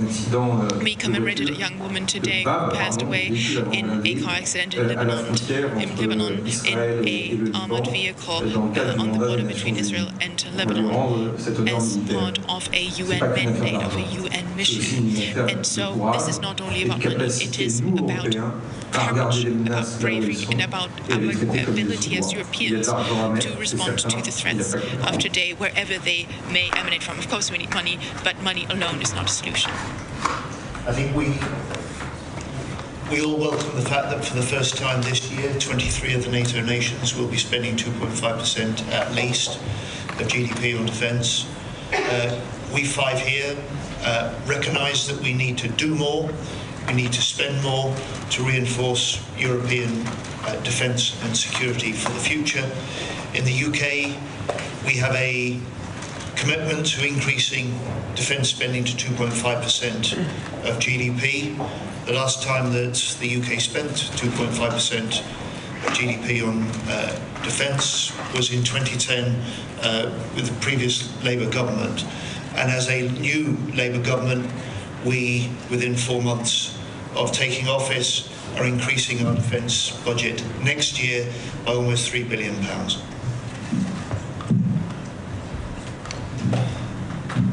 Wolność potrzebuje siły, a siła potrzebuje pieniędzy. To jest moim zdaniem łatwe do przewidywania, co się wydarzy, jeżeli utracimy zdolność do zwiększania wydatków. Jeżeli w takim momencie jak teraz, w czasach, gdzie zagrożenie jest naprawdę najpoważniejsze od zakończenia II wojny światowej, nie będzie zrozumienia w naszych państwach na rzecz zwiększenia wydatków na obronę. Today, where we are confronted with the biggest threat since the Second World War, I would say. Elementy zagrożenia. Inne są, tak jak powiedział Sebastian, inne są dzisiaj dla Polski. Of course there are different threat scenarios. Inne są dla Francji, inne są dla Niemiec, inne są dla Wielkiej Brytanii, ale dla wszystkich są. Poland at the border compared to Italy, the UK, Germany, but there are certain threats that exist for everyone. The world has shrunk and wars are very fast. Conflicts are not just fought with tanks, but are also taking place in cyberspace and all other dimensions. And for that, we need to spend our money too. I think the European Union today is not doing enough together. If we are missing this clarion call, then we are missing this window of opportunity that we have. Today we still have time, but soon time is running out. Ha sottoscritto con gli alleati degli accordi che Italy has over years, together with the allies, made certain in tutte le sedi deputate che c'è un nodo da togliere, che è quello di svincolare le spese militari dal patto di stabilità. È una questione che è al centro dell'agenda e anche della discussione europea ed è il nodo. In generale l'obiettivo delle spese militari che riguarda naturalmente il potenziamento delle nostre forze armate è un obiettivo al quale guardiamo con attenzione e con impegno, anche perché riteniamo, e Ucraina l'ha insegnato, che la pace e la libertà abbiano sempre un prezzo. Inoltre, come dicevano i colleghi, ci troviamo ad affrontare in tutti i domini, in quelli vecchi, quelli tradizionali, in quelli nuovi e in quelli emergenti, sfide multidimensionali, sfide sempre più ibride, e gli scenari sono tutti caratterizzati da una instabilità ormai pervasiva. New challenges, hybrid challenges, instability is increasing. The world has become smaller, the threats are more noticeable. Scenarios that 6-7 years ago were hardly felt at all now show that military spending is necessary to secure peace, stability and security, and we're doing that. We're doing that, for example, we have sent 2,000 personnel to the eastern flank as deterrence, but we also need a common line in order to take decisions together as to how we want to spend. Unfortunately, we don't have much time left, so this is a question but for ARD. I have a question to Boris Pistorius. You talked about the development of long-range weapons, and my question would be, now that there's a new administration, is there new urgency? Do you have plan B in case that capability gap is not being closed by the Americans as of 2026? And have you made any concrete or taken concrete decisions about the development of European long-range weapons? Today we talked about wanting to increase our efforts for their development, if that is possible. Technically there are huge challenges that we're faced with, but we are doing everything to pick up speed here. That's true for the UK, France, Germany, and Poland. Nein, es gibt keinen Plan B, weil die Entscheidung vorübergehend Raketen der Amerikaner in Europa of the US to temporarily station missiles in Germany is already 6 months old. Immediately we got to work to start development projects. There are no signs at all that this decision would be revoked. If it was, then we would have to sit down again and think about other interim solutions. There's no plan B for that, but I don't think we should speculate about alternatives publicly now. That brings this press conference to an end. Thank you very much. Please remain seated for a moment so that we can escort you out. There you go. Sorry about that. The sound, that wasn't my end, that was their end. I tried to get them to sort it out, but they clearly couldn't. But you could hear some of the translation. It was just extremely quiet, and conflicting with it. So anyway, that's a shame. But I did hear some of it. Interesting to hear what they're talking about. But yeah, I'm going to call it a day here. And then if there's anything else that's necessary to cover, that needs to be covered, I'll come on at some point. Make sure you subscribe, all notifications for when we go live, which could be at any point if there's something worth doing. So thank you for joining us today, everyone, and I'll see you all soon. Thank you. See you soon.